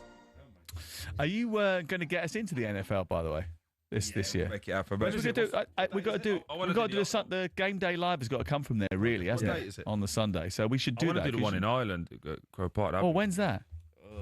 We'll sort that one out as well. We'll just do them all. We'll just go on the tour because we've got to be out and about doing game day. You only live, go in hospitality, don't you? Of course. Oh, that's all right. Well, I'm quite happy to sit in there with you. Yeah. Crook can go to the big game of the day and I'll come with you to the NFL. I don't normally get involved in hospitality, really. Yeah. Anyway. Hospitality tries to avoid you. No, we'll have some fun. It's been a little bit of hospitality given to Harry Maguire because he's not going to leave anytime soon. It's interesting, isn't it? At a supposed time of revolution, sometimes you need a little bit of sort of continuity, don't you? And Manchester United blocked any chance of Harry Maguire leaving the club when they activated an extra year's extension on his contract. They did that in January, keeping him at Old Trafford for a further year. At a point, I think, in which he sort of starved of leaders, Ruben Amorim. Maguire says there was interest in him actually in the summer, but he said it would be silly to want to quit now anyway. He obviously feels a connection to the club. When they were trying to offload him, he was the one sort of fighting against it and saying, I'm going to stick around. And I'm going to be. Well, he didn't want to take a pay cut to go to West Ham. Let's not completely rewrite history. I also think that he had the... You only go down from Manchester United, don't you? Yeah. I mean, in terms of stature of club. So why would he want to leave them? No, fair play to him. I mean, listen, he's enjoyed an up and down Manchester United career. I think it's fair to say. Obviously, he was stripped of the captaincy by Erik ten Hag. There was that unsightly incident when they went to Australia and he was booed by his own fans, which we condemned at the time. But you look at him last season in particular, when at times he was forced to play as a makeshift striker. He came up with some big moments, not least in that incredible game against Lyon. So I think his relationship now with Manchester United fans is probably as good as it's ever been. And you're right, it is a dressing room that is starved of leaders, and I think he's someone that is worth keeping around. And he said the hierarchy has come in. Technical director Jason Wilcox, the manager, he feels like they're taking the club in the right direction. Since I started 6 years ago to now, it's a completely different place in terms of structure behind the management staff. We're in a good place and a lot better place. He could be the bridge between some of the players that are still there and some of the new players that are coming in, couldn't he? Yeah, but I think he should be an example to the likes of Højlund, Xerxes, that, you know, it doesn't always work. It doesn't always be smooth, this football career. You have highs and lows. And at Man United, there's an expectation that you are meant to be 9 out of 10 every single week and you're supposed to be winning things. And you've got to knuckle down and you've got to do the brick bats and you've got to get on with it. And listen, I think Harry's is a top bloke. Just as a man, I think he's a good bloke. I think he's done well. I think if you looked at his Man United career, he has done okay in it. I know he's had some moments where people blamed him, but the team was awful. And now he's in a situation where they were able to bring him on after Luke Shaw was, tired, or they were protecting him, whichever one it was. Now it's a great player to come in. So there's balance there, and he'll actually have to now reignite himself and try and fight against De Ligt to be starting. And when Martinez comes back as well, now there's balance and there's depth and there's competition for places, and he's shown he's got to work for it. So taking the armband off him in this situation weirdly worked. And we said earlier on about the fact that sometimes competition is not always good, but there's enough competition at Manchester United to keep everybody honest in that back three, because there are enough players now. Him being around as well just raises the level, doesn't it? Well, they've got to manage minutes as well. I thought Luke Shaw played really well last week, but obviously ran out of gas. Looked trim as well, didn't he? He did. I saw him in the tunnel afterwards, chatting to Mason Mount and Declan Rice, and he looked in brilliant physical condition, but we know he's had a history of picking up injuries, so they're not going to play him every minute of every game. Lenny Yoro is still a young player, but he's had a couple of injury issues at the start of his career as well. And Matthijs de Ligt is not always fit. I thought he was brilliant against Victor Gyökeres last week. So, competition is a good thing, and he will rotate that back line. And they don't need to rest too much because they don't have European football. They've only got Carabao Cup football as a... They'll be out the FA Cup pretty early as well, so... Got to go to Grimsby, haven't they? Go to Grimsby, the Carabao Cup. That's live on talkSPORT. Tuesday or Wednesday? Wednesday night for the television. I'm going there Wednesday night. Looking forward to that. He's not going, don't worry. It's a bit too far north, that. Have you ever been to Grimsby? No, it would have been one to tick off, actually. Oh, good place, Grimsby. Does brilliant fish and chips. Probably take me about 4 days to get there. I haven't been for 20 years, to be fair, but no, it's but let's just on Man U. Weirdly, all the signs are pointing that it's going in the right direction. Let's see on Sunday. Yeah, but got to win on Sunday. It's a big week, isn't it? Called up the 3 must-win games and 3 games you would expect Man United to win comfortably. But it's interesting that he's talking about Jason Wilcox there, because I think there was a few issues around Jason since he's been in. People questioning whether he's big enough for the role or whether he can do it. But it's good that he's talking about it. So clearly they feel that behind the scenes, everything now is settled down and it's one clear direction, and that goes to Jason and to the manager. And I've got to say, the mood in the tunnel, even in defeat on Sunday, was far more positive. There were far more smiles on the faces of Manchester United players than it has been. There always seemed to be a cloud hanging over those players. And I do think that cloud has been lifted somewhat, but they need to win at the weekend. Well, a little bit like the teams that lost on the opening weekend of the season, even the ones that did lose, Manchester United, you don't get carried away by one performance. There is a long way to go. We've had game week 1, game week 2 is on the way. Tonight starts with West Ham, Chelsea. Tomorrow, Manchester City against Tottenham. Monday night football comes from Newcastle as we see Newcastle take on Liverpool. And Sunday, I will be with... Oh, no, you're not coming, are you? You're going somewhere else. You're going to Fulham, Man United. Fulham, yeah. I'm going to Everton versus Brighton, the opening of the new stadium. What are you doing this weekend, Deeney? Brentford Villa on Saturday, and nice. then with you on Monday night, Newcastle, Liverpool. Good stuff. Saturday, Sunday. Oh, are you? Oh, he's so big time now, isn't he? Eh? Is there a TV channel that you're not on? TNT. We're working on it. Agent Matterface. School fees are going up. Mate, he does his own PR. Real quickly before we go, who's going to start a goal for Man United? Tom Heaton? It's got to be Onana, isn't it? I think Onana will play. Onana's back now, back in the mix. We'll see. Okay, don't say anything else about goalkeepers. You got in trouble last time you did. We'll speak to you on Monday, 10 o'clock. We'll be back. We'll see you then.